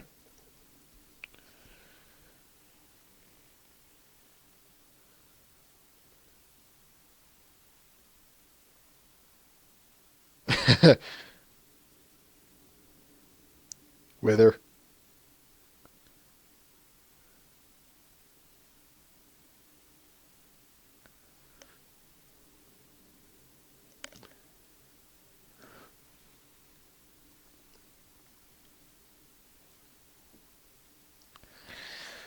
Something that I do like about this episode is it's one of those borrows from classic animation. So all of their attempts to get Apple Bloom out of Family Appreciation Day, that's fun. I love that stuff. The telegram, the faking the illness the way they do to that extreme, the the puppetry trick. That was funny. I like that.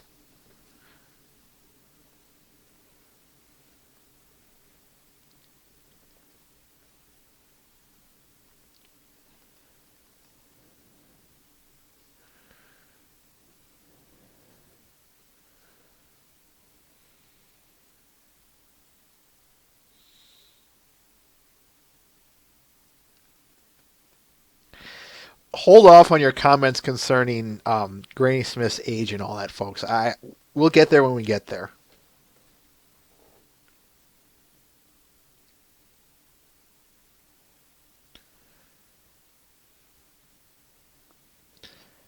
To an extent, Spade Curium, it's more you can't have death on screen, but that's another story. And I know you guys are going to say, the funeral scene from episode 17 coming up. That's what I mean by on screen. But I'm not going there.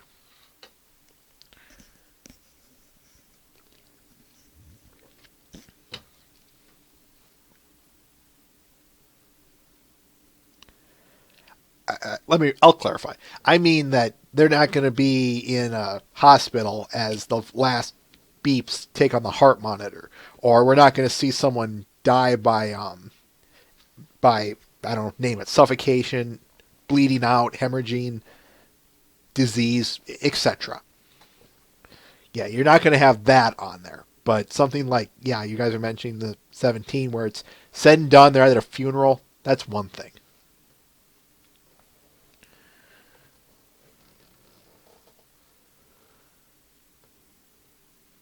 To what, Wither King Brony? A reference to what?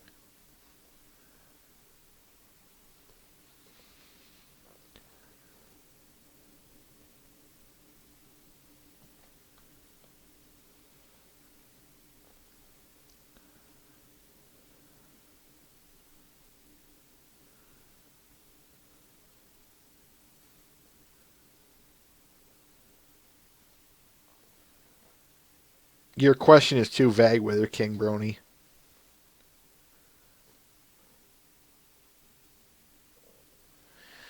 Anyway.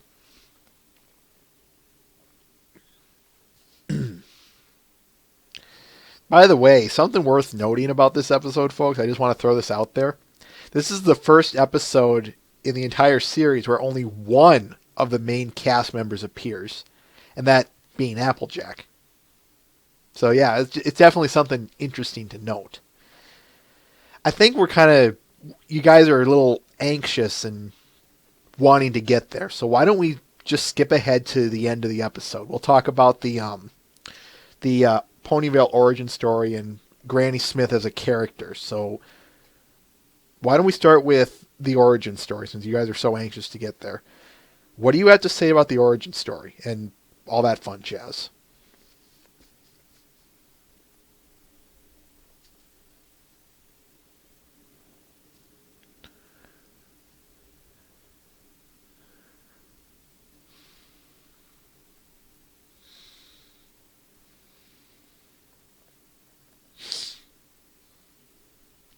Yeah, I'm going to have to go ahead and agree with you on that, Mr. Ben.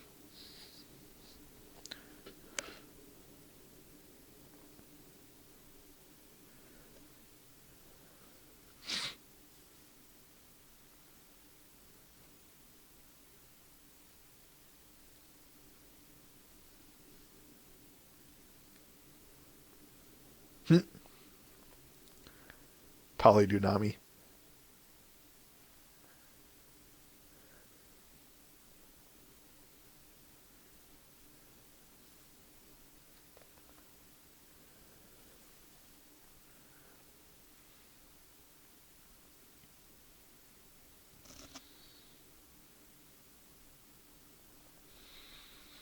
Agreed, Matt the Shadow Man.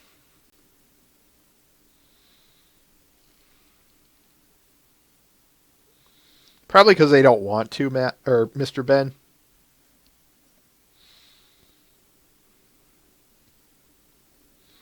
Kind of like creating the computer and saying, "Okay, world, have at it. Do with it as you wish," and never touching one again.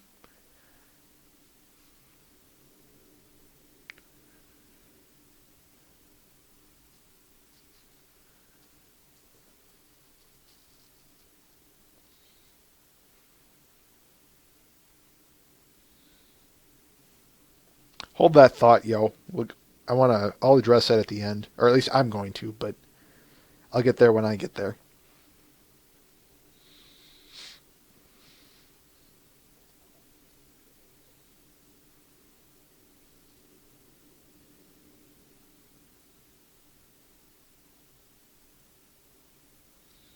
What do you mean, Lines? What do you mean by that?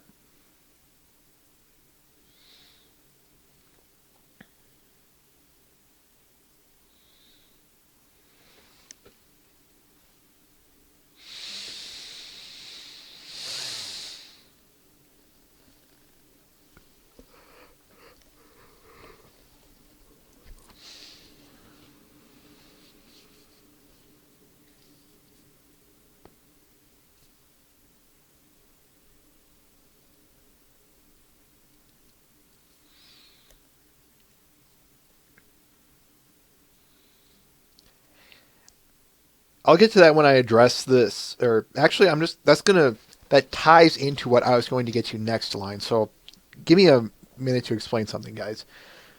I'm going to be jumping around on subjects here for a minute, but let me say my piece here. Something to note is both a consistency and an inconsistency in her origin story. These are my personal notes I'm reading here. In the episode Winter Wrap-Up, Twilight said Ponyville was founded by Earth ponies. Consistent. But she said they've been doing it for hundreds, plural, of years. So then yes, it begs this question.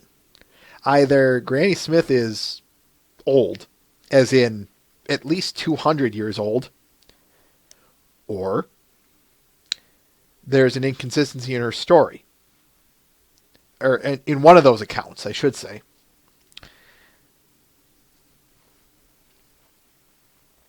Excuse me.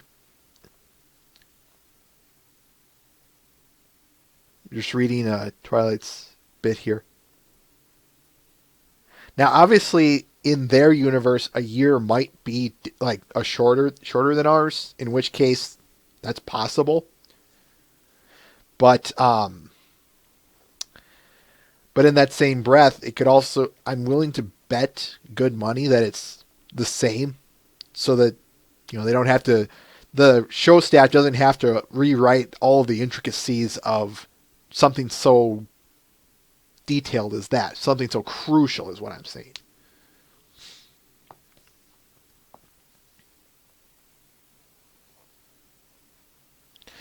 Exactly, Matt the Shadow Man. Like I said, it's just something to look at.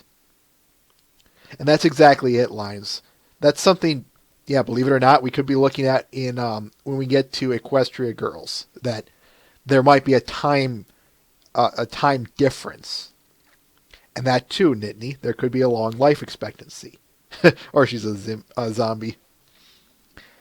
It's just something I'm bringing up worth discussing more than anything. To me, I'm thinking it's more of in our universe, inconsistency. Someone screwed up on the writing.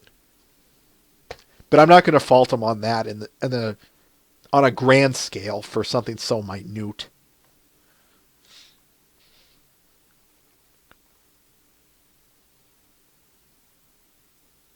But the point I was going to address that Lines brought up, something that too, Sumika. What was it he said? Lines said.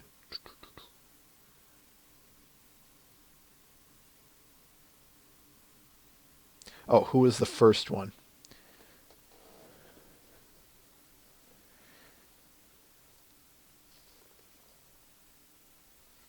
Like I said, at this point, I think we're just speculating on what's, obviously. And yeah, it's probably a retcon, probably an inconsistency, whatever. And like I said, I'm not going to bother too much on something rather minute.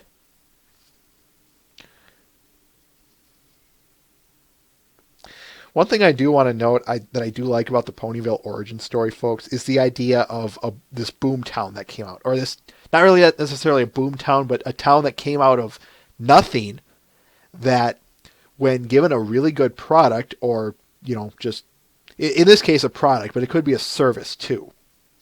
In essence, the idea of someone creates a superior product or provides a superior service. This then flocks people to that town, which then grows from nothing to a big town, or a living town, a real town. This stuff doesn't happen often enough, or at least that we don't notice in real life. Obviously, it's not a day-by-day phenomenon, but this is a real-world example. Things like this actually do happen in real life. I'll give you a perfect example. Look to North Dakota and the oil boom that's having, and then come back to me and tell me about this. So something like this isn't out of the question. In fact, it's a very real thing. So it's just that. Using this real-world example makes this story all the more real. And I like that a lot.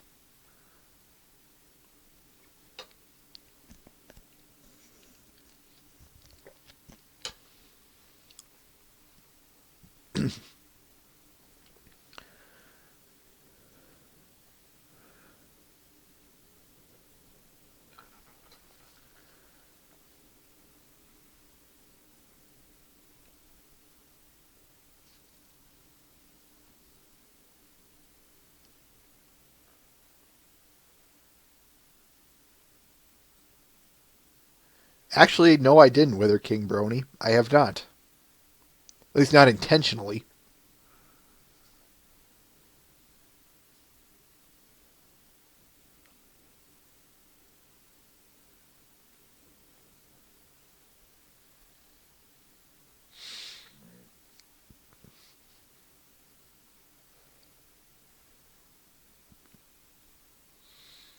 It's certainly the best piece of this episode, Matt the Shadow Man. I'm definitely going to say that. That I will go so far as to say that they treated this origin story with the proper respect it deserved. It didn't feel rushed or brushed over. That's what I was looking for. They treated this as it should have been. As in, they set aside the episode and they explained it. They explained it what they needed to, exactly when they needed to. And they did it in a great way. As I said, the aforementioned superior product. Using a real-world example, it makes it more relatable. By using that, we get this great story that does two things. And I'm going to save the second piece for when we get to the episode wrap-up. But for the first piece, we get this story that's not only believable, but it's great. It was absolutely fantastic.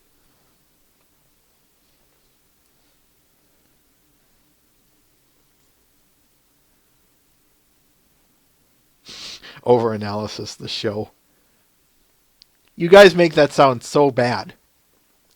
And hey, give me credit where credit's due. Okay, no, never mind. But I will say this.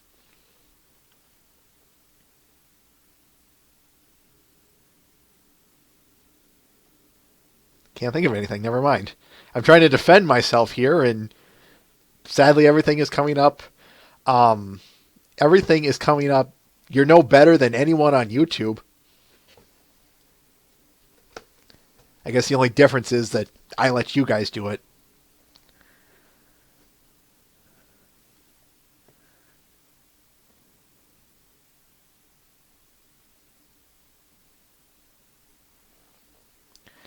You guys were talking about animation errors and such, and I do have to. I am curious.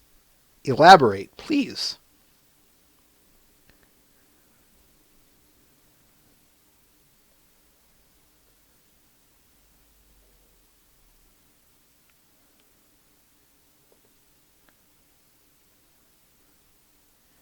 To be fair, they could be just partial dentures, Mr. Ben. But I'm going to guess that those weren't partial dentures and that indeed it's a animation error or an inconsistency.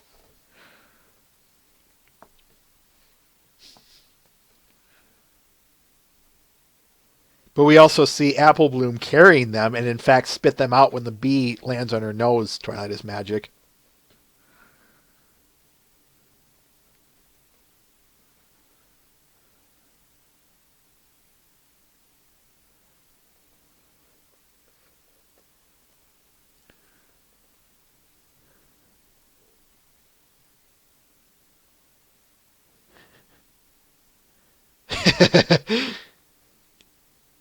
With a steak.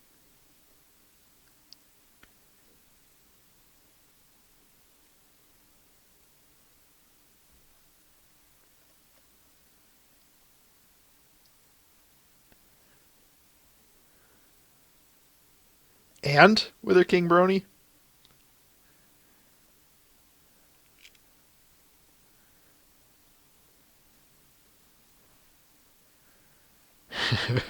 That inconsistency.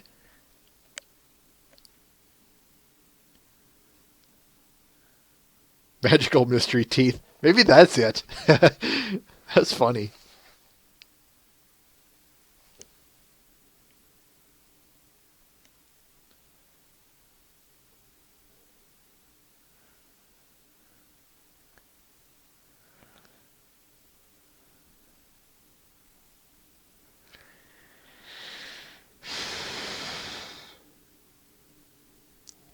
Why don't we move towards the episode overall, folks? In terms of the episode, qua and episode, what do you guys have to say about it?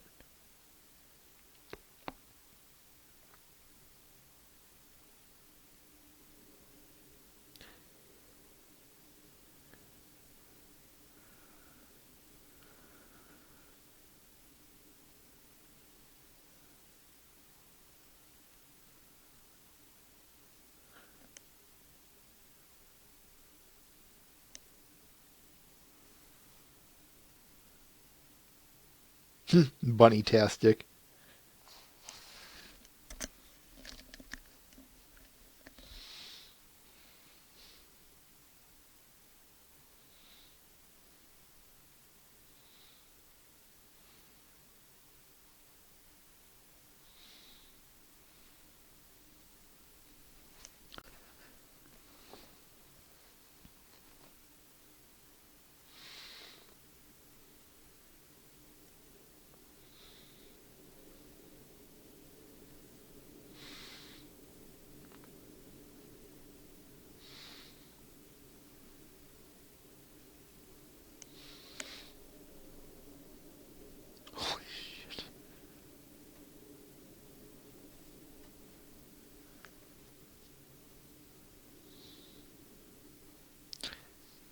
I doubt that, Polydunami, and here's why.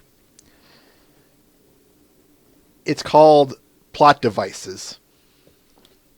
These two make great plot devices, read motivation, for, what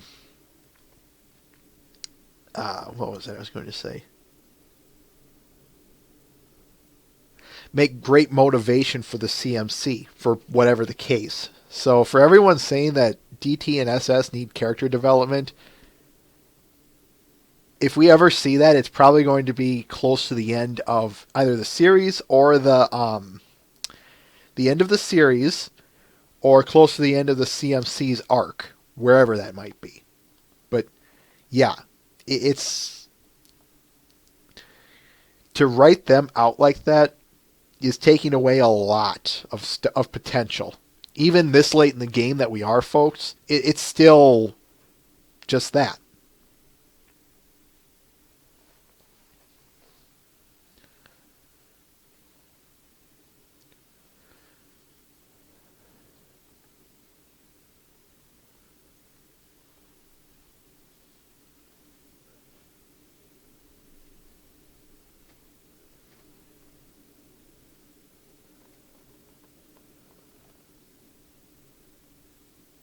Go ahead, yo. I kind of like that. Go ahead, yo.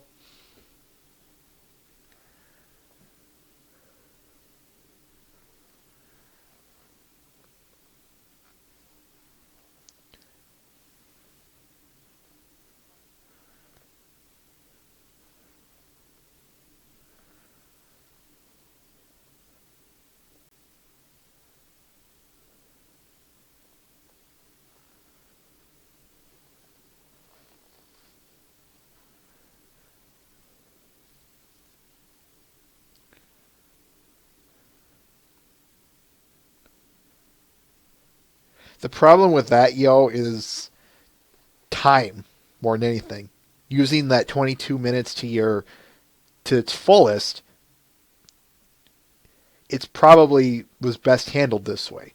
I'll get to that when I get to my episode review here shortly. But yeah, sadly, if we were to follow the Granny's past and such and all that,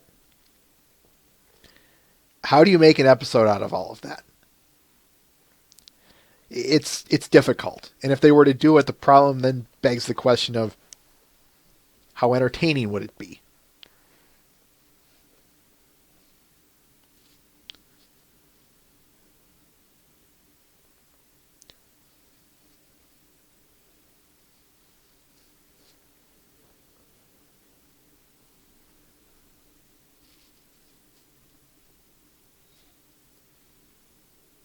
And to be fair, 20 minutes, the time that the actual content, that is excluding the end credits and the intro song, there's only so much you can use with it, basically. So in terms of dragging it out, I'd be willing to wager that they have problems more, Twilight is Magic. I'd be willing to wager more that it's not a case of they can't or they have more content than they know what to do with. That's what I'm trying to say.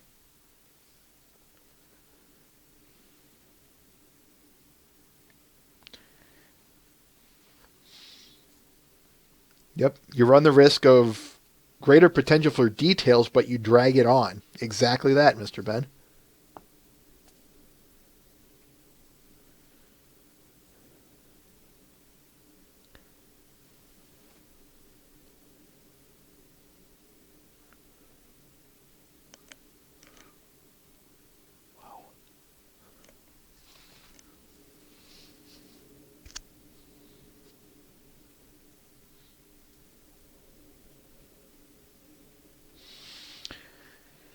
In terms of the episode, folks, believe it or not, this one falls under Sonic Rain Boom for me.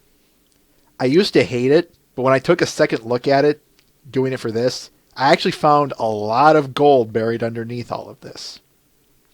Anyone who is here knows how I feel about the episode Call of the Cutie. I don't like that episode. It's my least favorite of season 1, and perhaps of the entire series thus far. The reason being, as I said, was because it follows every cliche in the book for that episode archetype, but it doesn't try and put any nice spin on it that Pony is usually known for.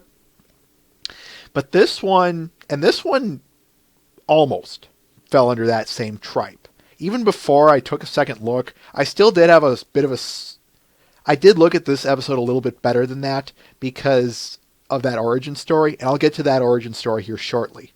But after I took a second look at it and I realized the content that this episode had, I found myself liking it more and more, and seeing your guys' enthusiasm has only reinforced that.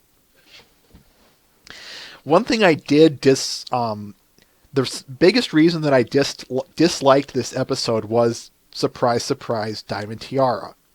Yes, much like in Call of the Cutie, she still irritates me. Much like in Call of the Cutie, I can't stand her when she's on screen. Much like in Call of the Cutie, she still irritates me. But I know why she's there. As I've said before, she makes a great plot device. So I don't fault them on using her, even in that context, but that still doesn't mean I have to like her. But like I said, when I took a second look at this episode, I realized so many good things about it that I started to find myself liking it more. The thing about the origin story that really sets this episode apart for me is the fact that this episode archetype, the child scared of their parents or some other older relative presenting to their school or class or group of like-aged individuals with the fear of they're going to tell some embarrassing story that's going to shun them and scar them for the rest of their life, whereas in the older relative comes in with some cool trick or attribute, like they're a DJ behind the scenes or they know how to skateboard, something like that. Something that I do like about this episode is the fact that it avoided that piece of the cliche, and they went for something even better. They made Granny Smith the founder, or at least one of the key component founders of the place that we're settled in. We're not only given a backstory, but we're given Granny Smith presented in a much better light. Not that she was really in a negative light, bear with me here. But she was shown not only to have that cool piece to her character, but also this whole episode does expand upon her character what, I'll say little, but for what it is worth. One of the things that I wanted to note about Granny Smith that I was saving for this part was look at some of the details or some of the character pieces that or characteristics to her personality that were given in this episode. She's a bit of a risk taker and curious when she ventured into the Everfree Forest. She's very methodical. Look at her methods she developed over the course of the years she's been making Zap Apple Jam. This is something we're going to see even later on in episode 15 of this same season. She's observant. Also, we'll be seeing this in episode 15. She has a knack for details. She looks for this kind of stuff. Not only for the details we see that she took note of in this episode, but also in 15. Who was it who was the Apple inspector, whether they were good or bad? And of course, I think this episode...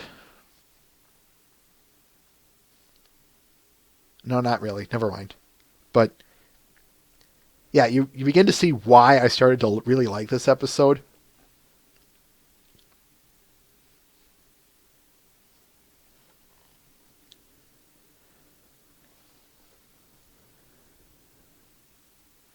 Exactly that, Mr. Ben. Exactly that.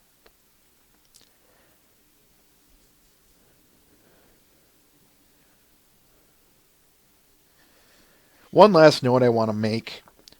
As I said, this does follow a bit of that cliched archetype of a story that I said. But one other thing that I want to note about it is, as cliched as it is, and as probably poorly often as that kind of outcome is, even the expected one of they have some cool talent. How relatable is this episode, people? Ask yourself that. There's a great saying by a comedian, Jeff Foxworthy, that I think summarizes, at least in part, this bit. Quote, I believe that it is the job of the parents to ruin your life for the first half, and it is your children's responsibility to ruin the second half of your life. End quote.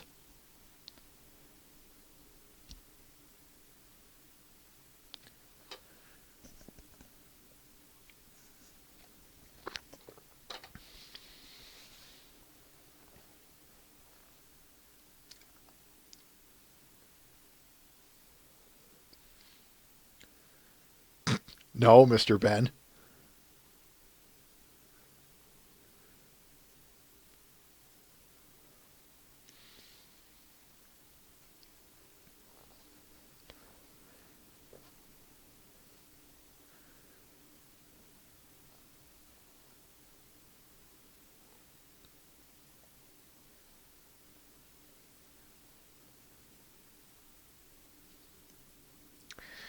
And, well, that's not so bad. And that's all I have to say.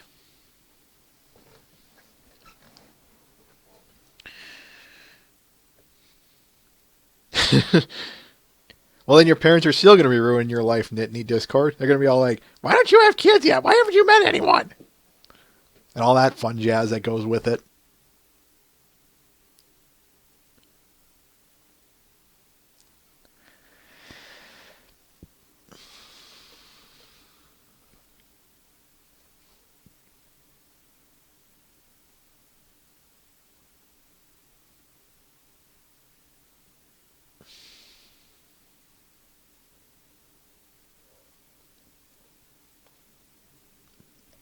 All right, I think we've all said all that needs to be said here. So let's wrap this up. As I said, next week it will be no Babble with Bronies. We will not be broadcasting next week. That is the 2nd of February. We should hopefully resume next week, or the week after that.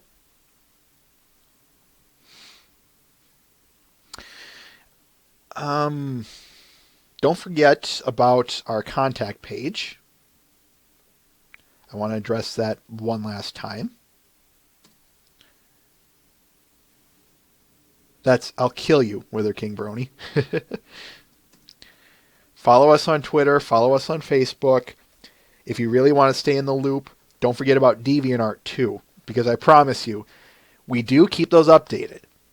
Not very good, or not always the best, but we do strive to keep it as updated and as up to date as possible. So if you want to stay in touch with everything that we do, there's your site, folks.